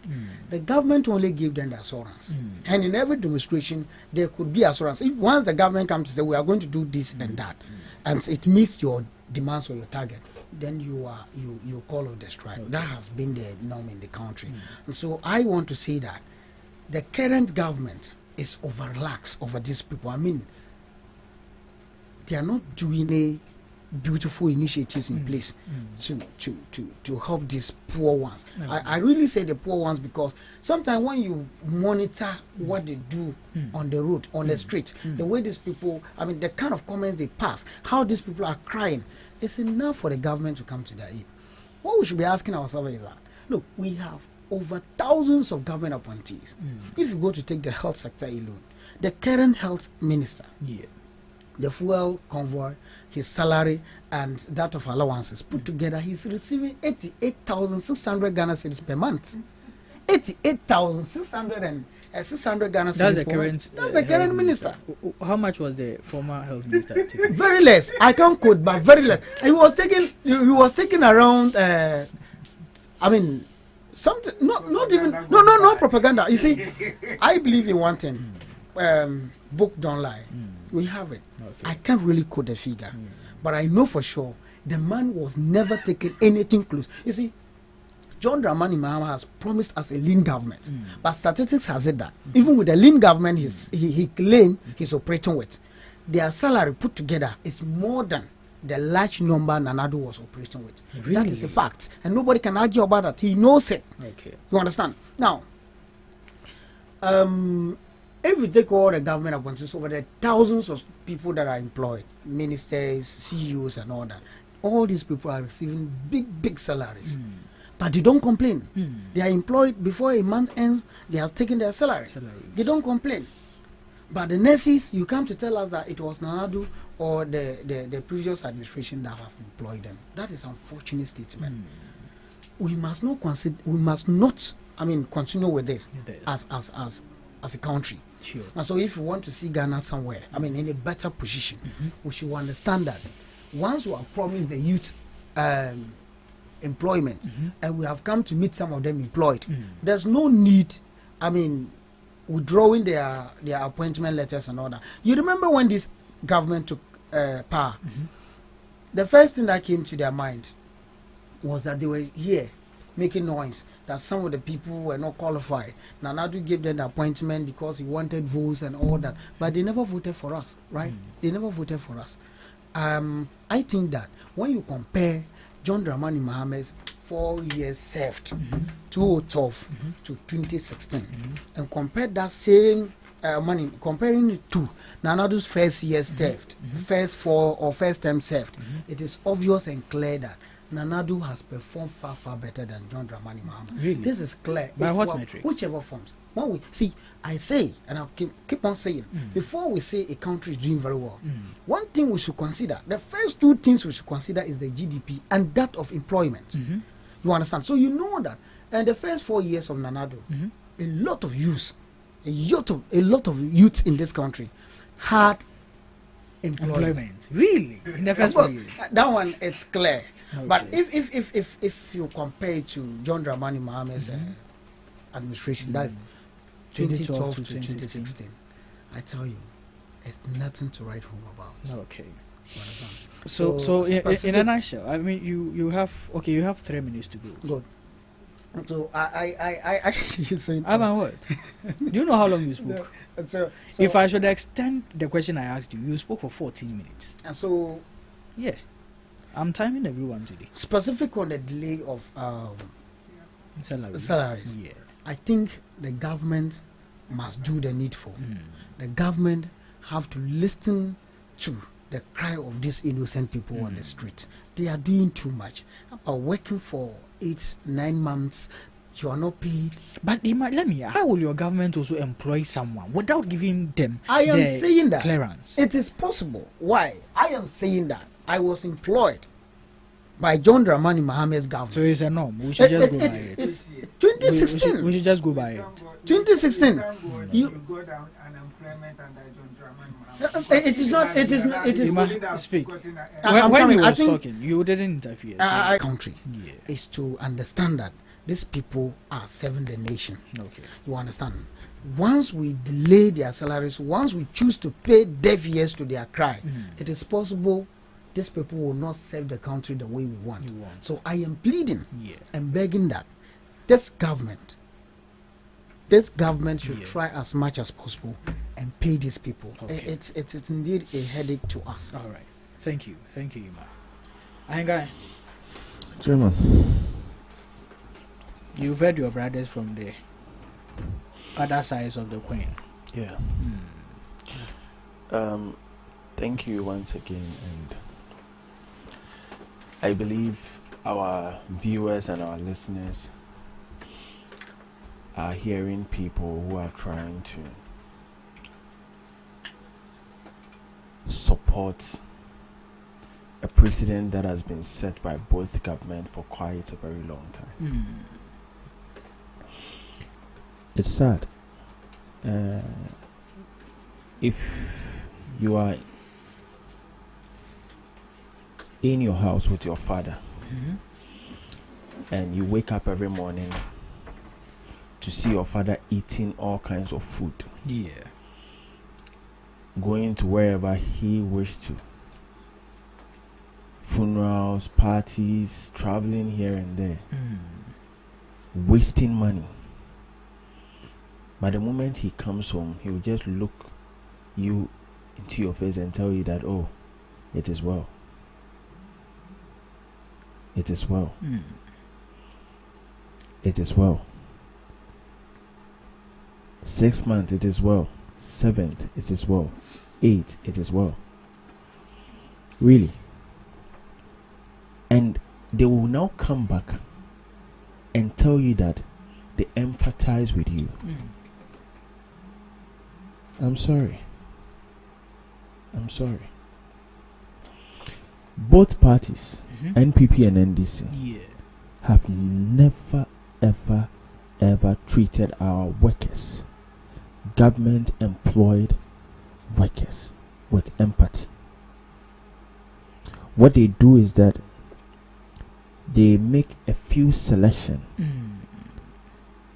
that will has to do with the top officials and treat them with the greatest respect and a luxurious life that, even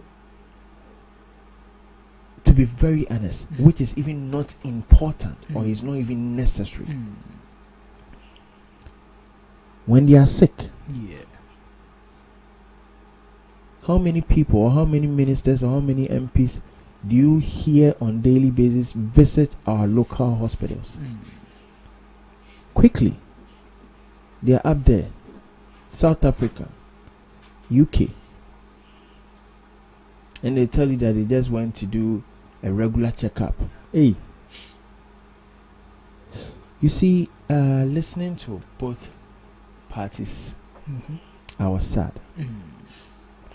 Because the question is, if we are going to continue in this manner all the time, then we are always going to fail. Right from 1992 or before 1992, these same issues have been popping up almost every single year. And you have government coming in, going, new government coming in, and none of them is ready to resolve this and at least do or deal with it once and for all.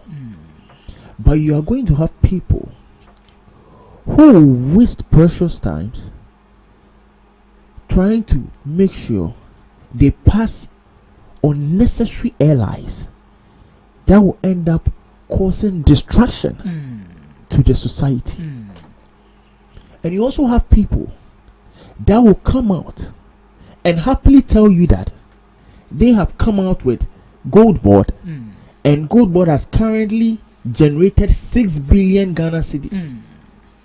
Whilst we were suffering going to China or whatever, IMF or whatever, trying to just bid for only $3 billion, sorry. You see how hypocritical these people are. You see how these people are selfish, and people who are so who the only thing they know is to think of themselves and how to enrich their family and how to make sure that everything that has to do with good life comes to only them. And that is the country that we are living in. How can you come up with a structure that will not permit the ordinary Ghanaian who has been employed just to have within a financial clearance within just a week?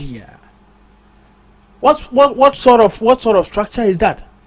Exactly. And they will tell you that we are to sit, be there for months, 6 to 4 months, and when they end up traveling to the other side to look for job, you end up complaining. We should sit up as a country and get serious with staffs. How many years were you in power? 8 solid years. You already came into power before 2016 NDC, isn't it? What did you do about it? That's the question. What solution did you provide for that particular problem that was at hand at that particular moment? Tell me under whose governance were they able to give us a permanent solution to a problem that has been in existence for quite some time. What they usually do is that they will just come up with a policy that will favor them in the next upcoming election, and they will just govern the country with, let's say, even 2 years is even much. Why? Why are we wasting resources, and are we always trying to just make things look so beautiful in the eyes of people, and just try to just tell the ordinary Ghanaians that things are really going on well? And somebody who just sat here not long ago told us that he empathized with them. Now turned back and started playing games on blame games. Now you tell me that this one was the one who caused it, and so what? The person in question is a citizen, is a Ghanaian. So what are you doing to the ordinary Ghanaian? As long as the person is employed, so what? Do the needful. Get him or her the necessary money or fund that it is expected it's expected for her or him to receive. Sure. What is your problem? Somebody have worked for more than 6 months, and you are here telling us that it was this guy who was supposed to do the right thing. And so what? We all know very well that none of these structures in this country work so well. So just give them their money. Have you ever heard any minister come out to tell us that, for the past 3 months I've not received my allowance, I've not received whatever? What sort of life is that? Sure. MPs are just receiving allowances and a whole. How many times do you see them go into parliament? How many sittings do you see them do within a month? But do you know the amount of money they are being paid at the end of the month? Do you know the allowances they receive? And what kind of system is that? System that will favor people who, are supposed to serve the country, and rather we have men who are supposed to lay down their lives for the children, for the youth, to have a better tomorrow. They are rather enjoying. That is nonsense. Excuse me. I mean, when you think about it, there are so many words you could use to describe it. But I mean, for the sake of the sanity of the people. Oh yes. But Ima, I still don't get you. So we had about 50-something million. Now audit has even proven that it was more than 50. It was about $90 million for a hole in the middle of Accra, and we couldn't get money to pay these people. For you to leave power, and now we are blaming another government to come and do it. No, you see all these things. You see, it's not a problem at all. You know, what is not a problem? Most of this it's not a problem that these people are not being paid. It's a problem. Like I don't know how many months did the NPP employ them and refuse to pay them. I think it was like 2 months or so. Okay. And you know, even let's say some other areas, people are employed, and then within 3 months or so they are paid. But the whole issue here is this: like, let's get to a point where I think you might eat into my time. I know. I'll get you. Oh, but your time was only left 1 minute. It was left 1 minute, but I'll give it to you. The issue is this: why should we employ people without first clearing them for salaries? Like, that is a major issue. That is my point. That is why when Nana Kwame Akochera was going around, he said, we have gotten to the point where we need to run the system as a corporate body. Okay, assuming it's being run with a particular system that has to do with having people who are able to do things on their own, or having districts and constituencies who are able to do things on their own. I believe all this wouldn't even happen in the first place. We have actually leaned on a bad system and structure for quite a very long time. MPP is always failing, and NDC, the sad thing is that they will keep on failing, even to the extent that now, as we stand now, okay, the situation at hand, the current situation at hand, they are rather going to escalate it to the next level. Because looking at the lay down process and procedures that they are going to use or follow to solve that menace, I'm telling you that at the end of the day, it will not turn into a laundry. It will not turn into a money laundry. Yes, I brought in that because I really want us to know or understand that currently, if we are here thinking of solving things the way as we used to, then we are still always going to come back. Because we will be here and we will sit here next 4 years and we will still complain about the same issues that will actually at the end of the day eventually pop up during 2029. All right. Thank you, Ahinka. Thank you, Emmanuel, and thank you, Ivan. Mr. Mike, please, a minute or two. You want to make a response? I can do a minute. Okay, so Ima made a lot of allusion and that's very right. I can also said some few comments which I just want to put a little bit. You could have done it without saying all this, but 20 seconds is gone. Now let's do 40 seconds. So, in the first place, Ima said there was no employment in 2016, which he just sat here to say he was employed in 2016. Please. He sat here. I intentionally asked him which year was he employed, and he said 2016. Can I react to that? Let me land. But he further said, can I react to that? John Dramani Mahama. There was a ban. Oh, please.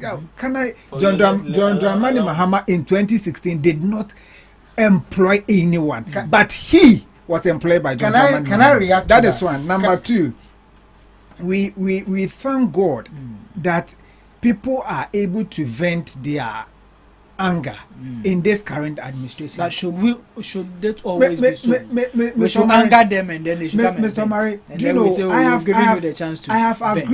agreed to the fact that we shouldn't even get to this particular point where someone will go about a year without receiving salary. Sure. If proper things are put in place, of which the current administration is doing its best to make sure that everything is put in place. But previously, who dares you to even move to the Independence Square to say you are mobilizing yourself to demonstrate? This is not true. This is not true. No, I won't allow this. I won't allow this to lie. I wouldn't allow this to lie. I will allow it. We were here, even with journalists. We were beaten and sprayed with hot water. Please. Even yesterday, journalists and then supporters were prevented from. You know what happened? Number three. When they that is a private institution. You don't just budge it there with. You can't tell me a place is a private. A journalist cannot enter there. Can I move on? Number three. Under this particular, we are 9 months in office, entering the 10th month. No, we are 9 months in office today.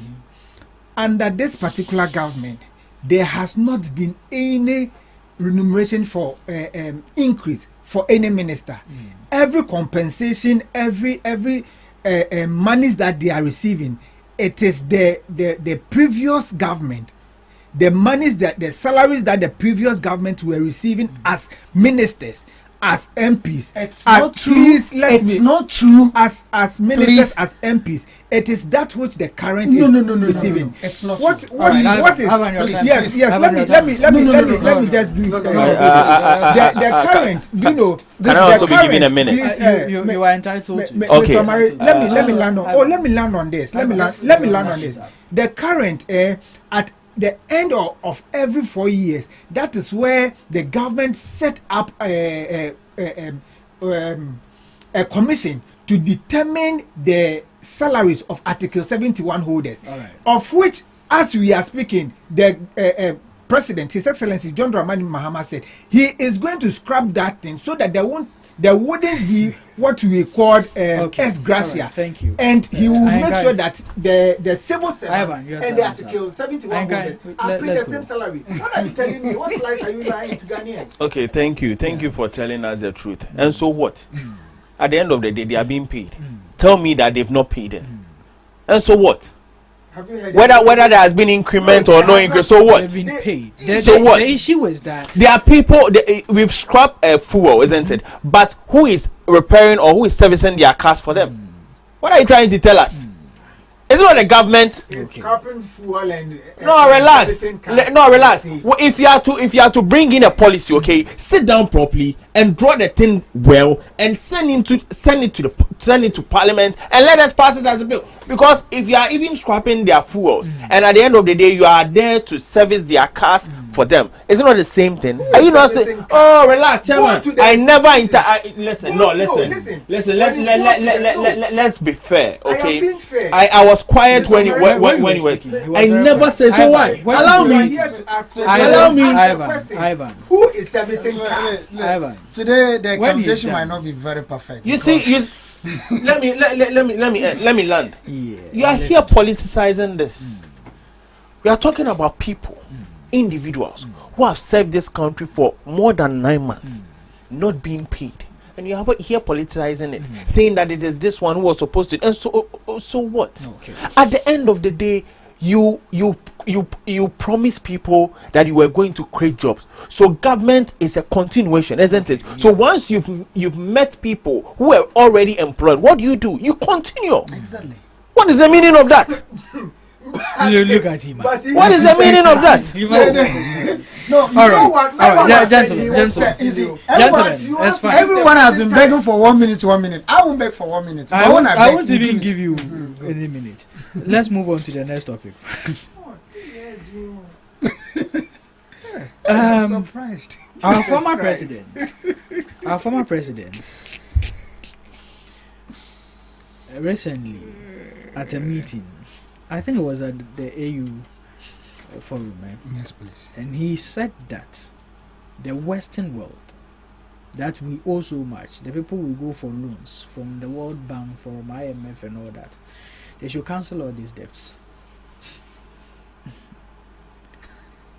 After he, as a president, ballooned our debt figure from 120. He, as a president, he ballooned our debt from 120 billion to 760. He says the ones we went from, this money is from, they should cancel these debts. But I mean, as a whole, he gave some definitions. I know with the topics you have made your own findings on it. Do you think it is justifiable what he said? Is it valid that the Western world that thank you so much. Thank you so much. If you listen carefully to what the former president Nana Addo said, I think he was very clear with the statements. I am not too happy because you began by trying to quote certain figures and make it look like he borrowed too much. Oh, he didn't. You see, when we mean to talk about Nana Addo, no, he didn't. I'm coming. If you have to talk about Nana Addo's government, we have to consider. I'm only asking. We have to. You see, he didn't. He didn't borrow too much. No government, years back, no government has ever run this country without borrowing. We know. We never. You understand? That. So that was why they were debt. You see, sometimes we consider some of the things that happened during your tenure of office. This, the global pandemic. You see, Nana Addo making these statements. Nana Addo has learned a lot. And we are not just limiting it to only Ghana. We are saying Africa. Yeah. We are saying that there are some times that we pay for certain monies that we are not people that have even created the debt for ourselves. That was what Nana Addo was saying. Okay. This global pandemic, the Russian-Ukraine war has really disturbed our economy, not just Ghanaian economy, but in Africa. Okay. You remember those days when we were crying here in Ghana, Nigerians were crying. Even people in US, they were saying the living or the living condition there wasn't all that good for them. But specific on this matter, we are limiting it to Africa. Okay. And so experience, as they say, is always the best teacher. If Nana Addo should make a statement like this, I think it's something that is going to benefit Africa. Whether he has borrowed, he has not borrowed, we should look at it. What is a shame in asking that our debt or loans should be cancelled? Look, monies we are supposed to use to pay the youth that are on the streets singing and dancing. Monies we are supposed to use to build hospitals, construct roads. We spend billions of monies paying to IMF, banks, and other financial institutions in the outside world, all in the names of borrowing. The interest they are making from us is too much that we cannot finish paying. And so if we look at it, and it's like, okay, fine, since we cannot finish paying our debt, we need a lot of money. You see, Ghana or in Africa, it isn't that we don't have money. What we lack in Africa is true leadership. Okay. The management is so poor.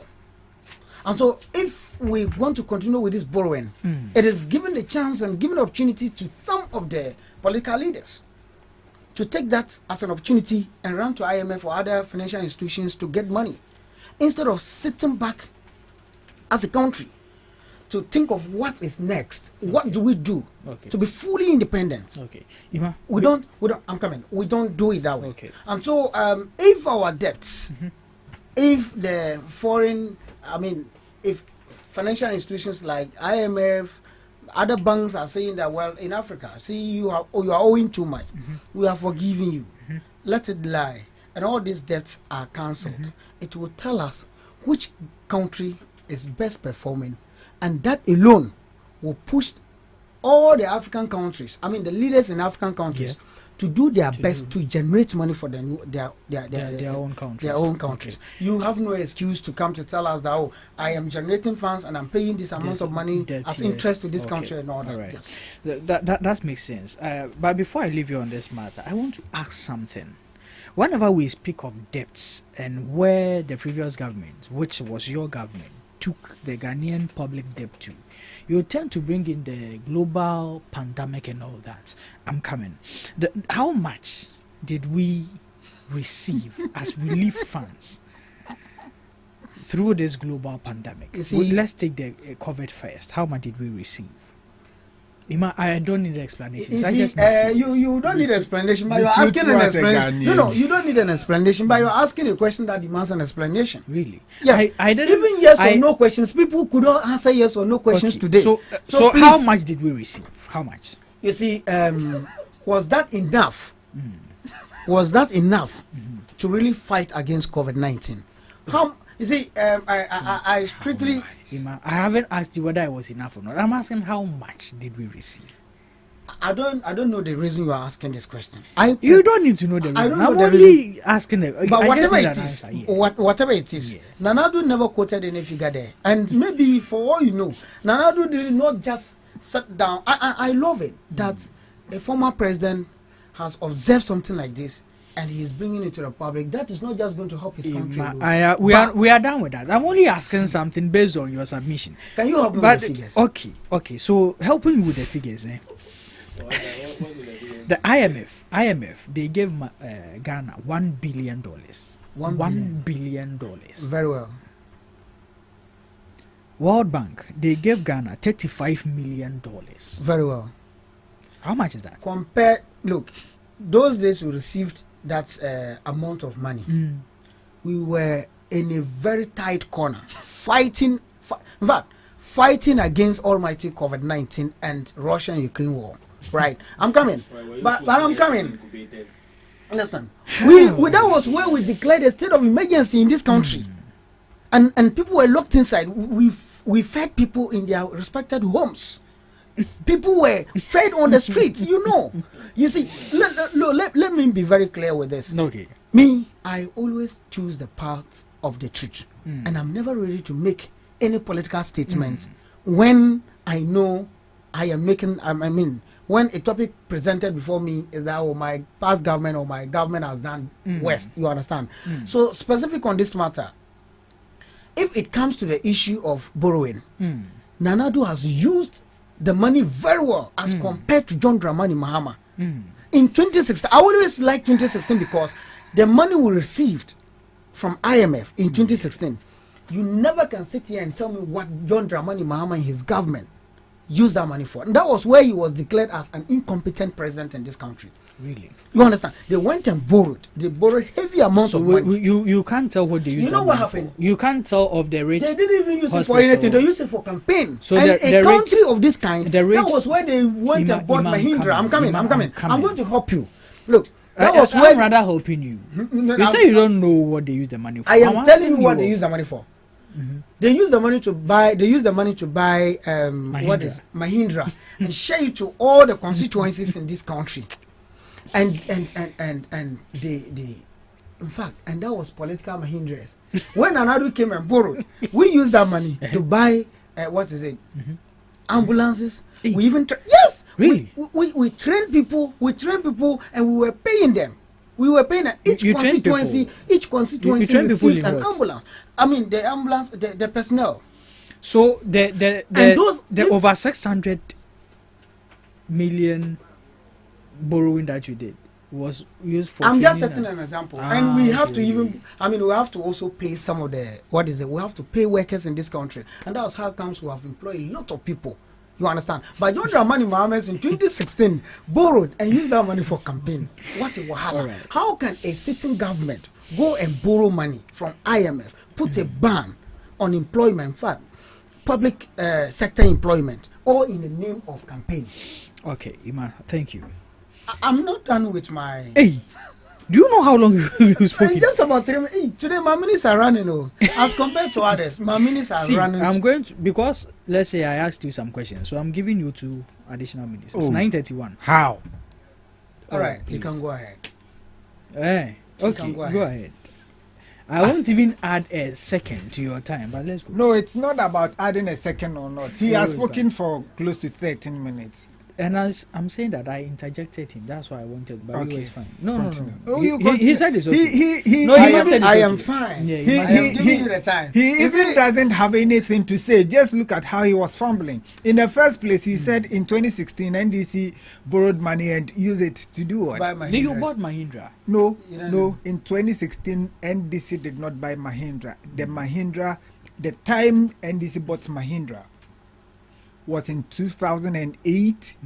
That was when NDC bought Mahindra. Okay. They requested for Mahindra, and in 2012, these are the 2 years that NDC bought Mahindra for its operations in Ghana. Okay. Aside that one, you have to go and do your research. Please.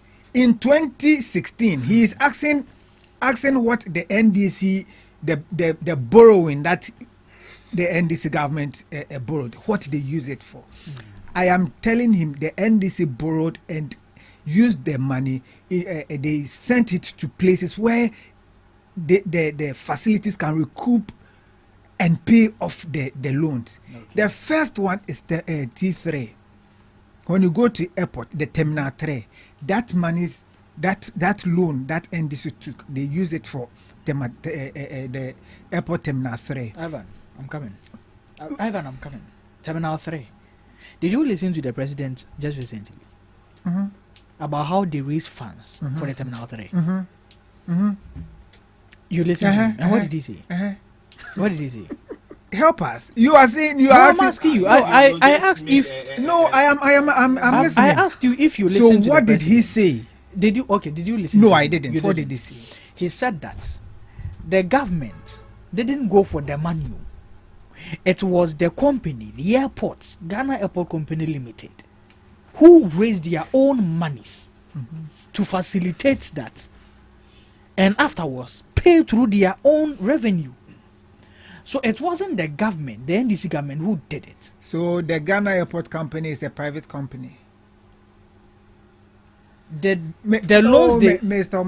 loans they go for come into the loan budget of the country, or it went into the budget of that company.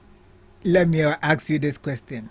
Cocoa Board, the loans they go for, do they service the loans, or it is the government who service the loans? Ivan, answer me on mine. No, this it is. We are reasoning together. Whatever loans that they go for is facilitated by the government, and it is the government. Is it not? Government Ghana Airport Company Limited, is it not a government institution? The loans that they acquire, are they not added to the loans of the government? No. But don't they raise money? No. Mr. Murray, then let's do our checks once again. Your money borrowed was not used for the seminary you are talking about. Let's do our checks once again. Another thing to say. Another thing that we can talk about is KJT market. If you speak of such a project, you are right. Another thing we can talk about is the Ridge Hospital. Fair enough. Another thing we can talk about. Don't bring UGMC. Because they are just like the Terminal 3. Mr. Murray, UGMC is just like Terminal 3. You see, when you mention KGT market, I am telling you what we the monies that we borrowed, we used for Atoabo. Fair enough. And you see, fair enough. Let him list what the supposedly loans. Oh, but he listed some. He said they fed us in our homes. They fed. They gave us food to eat in our homes. Do you know what it takes to declare a state of emergency in this country? Lock people and go ahead and feed them. For how long? It was like close to 2 weeks or so. Oh, Ima. And how much was spent on that? A lot. I'm telling you, how much you keep saying take out, and that you keep saying a lot, but how much? Give us a figure. I mean, how much was? No, I was not the one spending, so I was not the one recording. And how many people were fed during that time? A lot of people. I can't tell. Millions of people enjoyed this food. Millions, of course. Okay, that's fine. I was in that crowd. Please continue. Now, Ima, your time is up. Ivan, continue. So, if you want the borrowings that NDC did, what we put into use, I can enumerate a lot for him. Okay. We are in this country as government went to borrow, and when they go out and they get the money, they come and use it to organize Wati and Kinki party. Hey, really? Where? The reason why Ken Ofori-Atta need to answer questions at the finance ministry. When you just Google. When Ken Ofori-Atta was able to go to the capital market to raise an Eurobond, when he came to Ghana, he said we have been able to raise this amount, and because of that we've done well. And they organized Kinki and Wachi party. The topic is not on please what allow I me. am going to help you. Help me, please help yourself, gentlemen. Nima, help yourself. Listen, help yourself. Let me flow. The topic is clear, and you are not speaking on the topic. Don't worry, he has his time, but at the end of the day. Okay. So what's your problem? My problem is that you should speak on the topic and stop mentioning Kinki. Me, these things we don't know it. So people are listening, so we should take it serious. Thank you very much. You're welcome. So, after getting the money, they use the money to organize Kinki party and Wachi party. Ken Ofori-Atta was the lead architect of all these things. His uncle is His Excellency Nana Adudi. Is he not the uncle? I think are they not cousins rather? Yo, even if it's cousins. Now this particular gentleman, His Excellency, is now saying those who have given us their money should write it off. Who does that? You came to borrow money from me and you spent it extravagantly, and you come to my house to say, oh, me pacho fami bosena ma bone fache me na me nisika me debetua. Whilst you were living like an Arabian king in Ghana, you went to borrow money from the capital market, and you came and you spent the money doing what? What project? What can we see this NPP government did? We are in this country. You talk about COVID, Russia-Ukraine war. We are in this country. The NDC government was living administration was living government left the sinking fund for you, left the heritage fund for you, left ESLA, left a lot of fund for you.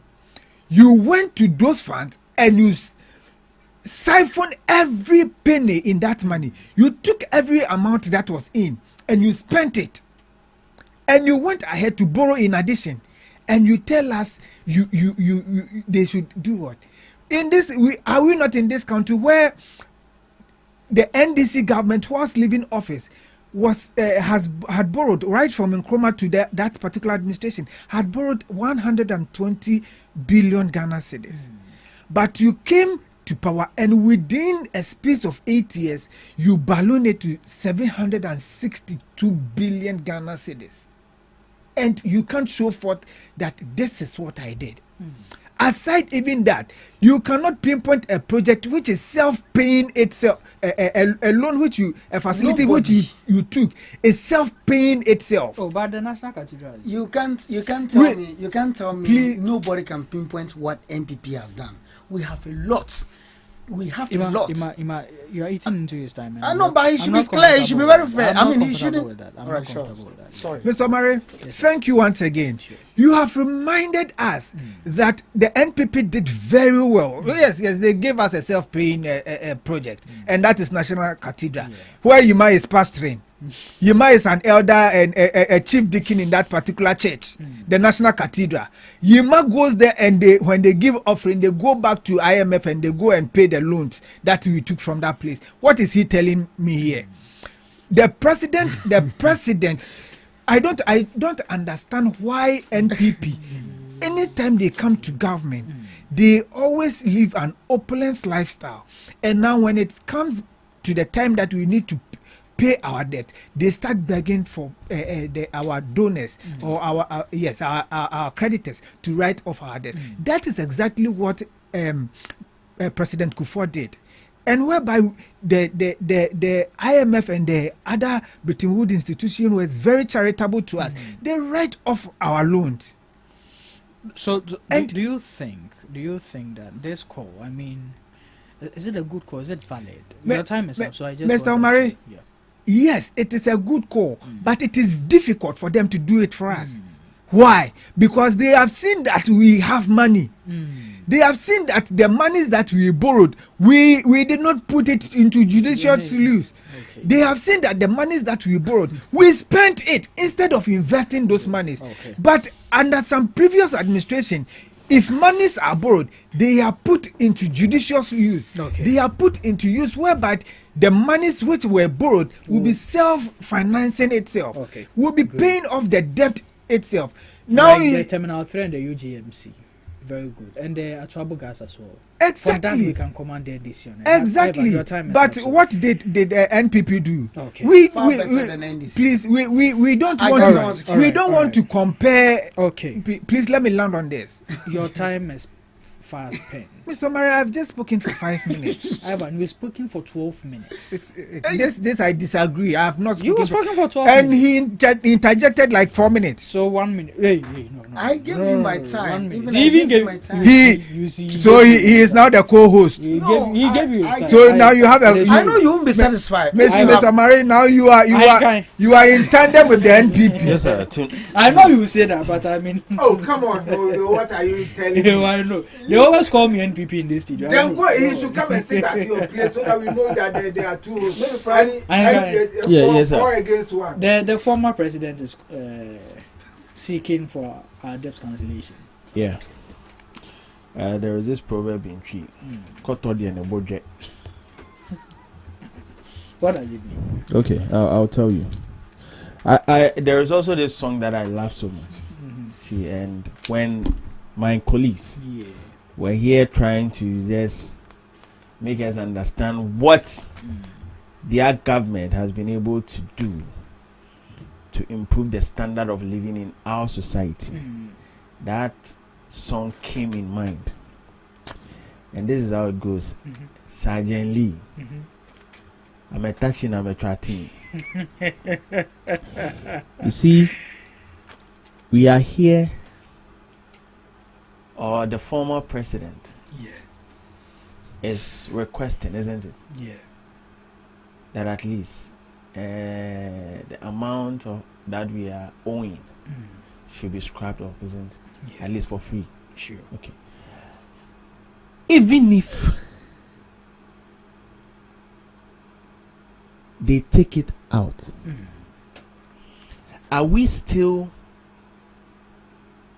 going to lean on ourselves to improve the country in our own way, or we'll still go back to them and borrow? The question is not about we being giving that I really want that pardon. Pardon. Exactly, so that we will just benefit from that. That is not the issue. The issue is, assuming it is being granted, are we still going to go back to them to borrow, or that will be the end to borrowing? Let us establish that. If we are able to do so, then it means we now know where we are going as a country. Now let us come to the drawing board. 2012 to 2016, there was a fly capital of almost $12 billion through mismanagement, through irregularities, misuse of funds, and a lot. Now the question is, if you are in a country that has normalized corruption, and we have such set amounts going to places that we can't account for, that alone is not a major problem to deal with? Or are we interested in people granting us pardon for us to enjoy facilities that we feel or we hope would at least be a permanent one, but will end up under the governance or the administration of both parties, would end up being a temporal one? As a matter of fact, I'm being factual on this. 2017, under the government of NPP, Auditor General, Occupy Ghana took Auditor General to the Supreme Court. Now, all that they were just looking out for was that the Supreme Court, asking the Supreme Court to compel the Auditor General of the Republic of Ghana, the Audit Service by extension, to issue set charges and disallowances, recover monies misused and stolen that it finds every year in its report. Now this is where the problem lies. Tell me an institution in this country that at the end of every year we're not able to detect any form of irregularities. Now the question is why? We have an internal audit. We also have external audit. So where are we falling short? Who is not working? Who is covering who? Who is harboring the thieves? You understand? And that is what we really need to understand. Because even if Ghanaians under the governance of MPP and NDC, if you are to give them 50 billion, they will still come back and tell us that we still need to go back and borrow. So we are still slaves under our slave masters till date. Ghana is not an independent. Yes, we enjoy all the freedom in this world, but there is nothing called independent in our diaries or in our dictionary. Whatever we see here are people who always depend on others for survival. And isn't it a shame? Do you think it's all about scrubbing off those monies that we are owing? Now let me tell you something. Look at the arable lands in this country, hectares of lands. But we still sit here and just move to a neighboring country and ask them to import or to bring us maize. Don't we import rice? With that, you don't see any problem with it. Tell me that in which African country is blessed with all these mineral resources? Let's go. Gold, diamond, bauxite. Even to an extent that human beings, God has blessed us with proper beings who are resource to the country. Now, do we even make good use of them? To the late Apostle Joseph, tell me that Ghana was able to drain 30% of his knowledge into our system. My brother, it's sad. Do you know why? Because leadership in this country has now turned into a money-making machines. And in order for them to live good, that is all that they are interested in. The president might be good, but his appointees will end up destroying the economy. Look at the briefings that they'll be giving him. Lies upon lies. Trying to let people understand that indeed they are working, but on the ground it's different. Okay. Go to the markets and ask them that has there been a tremendous change in prices of goods and services within the space of 9 months? They'll tell you no. Why? Because still there is always increment. But they'll come back and tell you that inflation is what? Has gone low. You see, we are missing what we call proper, strong, decisive leadership in this country. And if we do not hold on to that, in order to bring somebody who is capable of steering the affairs of this country for us to get the results that we are looking for, I'm telling you, we will keep on, or we will continue, or we will always end up traveling in poverty. Okay. I'm being very honest with you. Okay. The problem in this country has nothing to do with we being granted pardon from the above. It is not necessary. We can manage our own thing. Okay. Let us manage our own resources. Let us do our own production here. Let us recycle everything here. Let us refine everything here. And let us make sure all those things create jobs and employment for people, for the youth. Okay. Let us engage every citizen. But what are we here doing? You see people trying to let us know that indeed they are working. Now, why is it? 24-hour economy being promised by this current government without industrialization. How is it going to... In what way are you even going to operate it? Okay. It has no basis. I think probably that's why Tor has been revived. Oh, my brother. He's speaking from pain. You see, bring us something that we will sit down here today and discuss it tomorrow, and now we will say, yeah, this is one of your signatures. Okay. That we can boast of. Right. That is what really matters. And don't come here and let us feel that we are trying so hard to put things in order, but at the end of the day, we are still going to fail. Okay.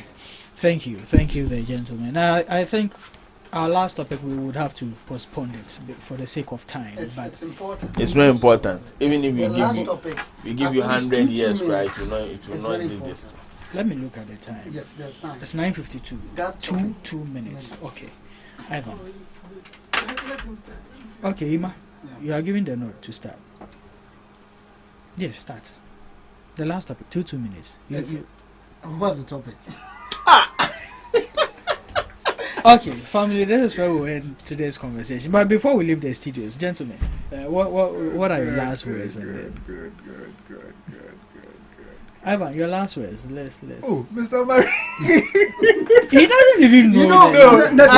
The topic is Galamsey.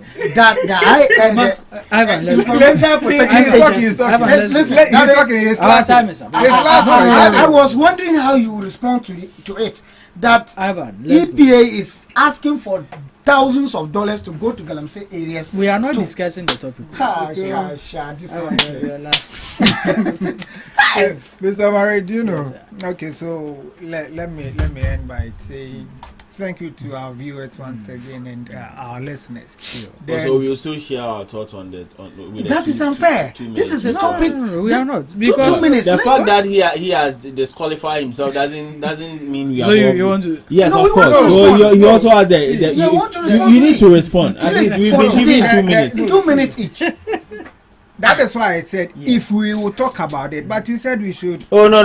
We still have. Do you want to talk about? Yes, of course. Say something about it because we are currently. They are interested in it, so they should talk about it. Oh really? We will start. Okay, he said you are interested in it. Oh really? We are interested in it. Someone. I mean, but that tells us national threat. That tells us a lot about the stance of the NDC. Oh yes, of course. On the issue of course. So we are interested in it. This is a life-threatening issue, and you think then you have not been fair to us. Do you know? You said because of our time, we won't discuss it. That's what I said. Yet, so if we are not discussing it, then you tell me to give my last submission. and you are being pressured. He reframed it. I reframed it. Okay, since you okay, wanted then 2 minutes. Yeah. So use it. And you said he should go first. Please. He said, "Oh." Okay. And he even didn't know the topic exactly. to discuss about. Then you called it off, and he said we should. And now they are saying they still want it. Then you said since they are interested. So how then do I become unfair? You see, Mr. Maria, you are not being fair. Just tell us what your party is doing to help us. That is all that we want to hear. Ivan, do you have something to share on that topic? If you want us to talk about it, we have a lot to talk about it. But I will be much interested if they start talking about it. You want them yes, to start? Okay. I think in 2 minutes. Your Excellency, whether we start or we end, no matter what, the facts are still clear on the grounds, and we will still state it as it is. Now, let me tell you something.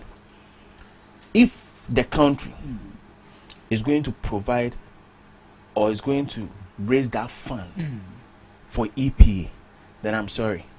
The president should go back and think all over and ask questions like, why would I import the Chinese and not take anything from them?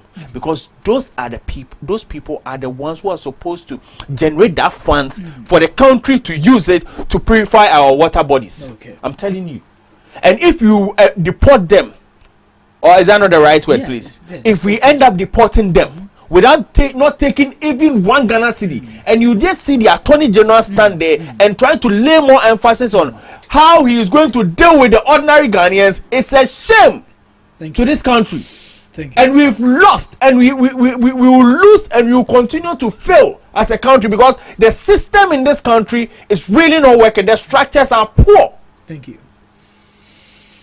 Thank you. 1 hour, 20 seconds. This is very strong but very powerful. Short, strong, and powerful. Ima, I want same from you. Okay. Don't come in. Okay, fine. Specific on this matter.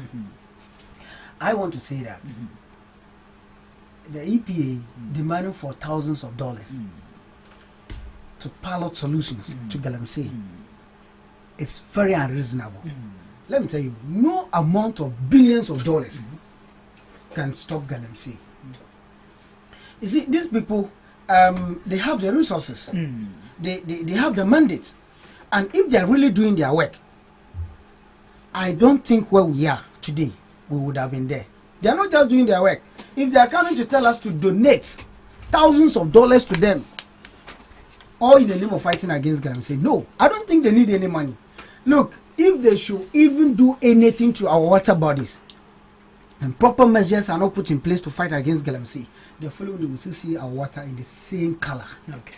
The milky color we are seeing, we even see worse. So you don't think? So I think that the best to fight against Galamsey is to make sure the government stop buying gold directly from Galamseyers, making sure that the government don't promote Galamsey again, making sure that all the government officials that are involved in Galamsey, they are all prevented, and then youthful initiatives should put in place, not just fighting Wontumi alone and not fighting NPP alone, but collectively fighting everyone involved in Galamsey.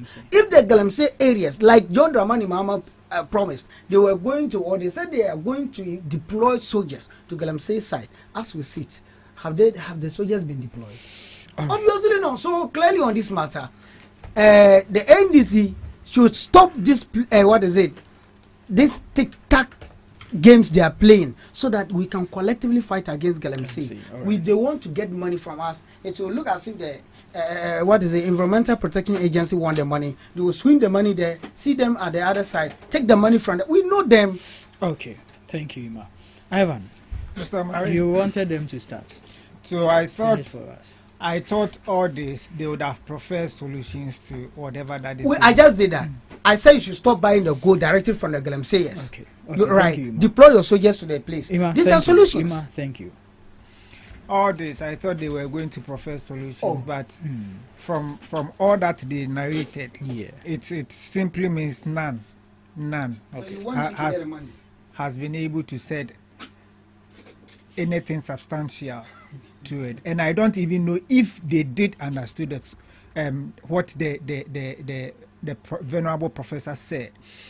It is not in relation to Galamsey, it is in relation to how to purify our water for the ordinary person along that stretch to get a potable water to drink. None of them said anything about that. Now, please, let me continue. Do you know this activity have gone on? Even if today we stop Galamsey, Galamsey it's halted. Those who mine in the water bodies are taken off. Still, the water body is highly contaminated, highly polluted. So, the venerable professor said, for our people, our folks to get potable water to drink, she want to pilot something, and this is the amount that she will need to pilot it. Do you know? Let's go to. Ivan, we are only doing 2 minutes. Just make it brief. I am making. You've already done 1 minute. Mr. Omari, today the heckling is one too many. The heckling is one too many. So all that she want to do it, she just want to purify the water for them to drink. That is what she is requesting for. Is it going to be helpful? Yes, it will be helpful. The ordinary person along the stretch will get a potable water to drink. If there is funds, I suggest we give her the money for her to continue.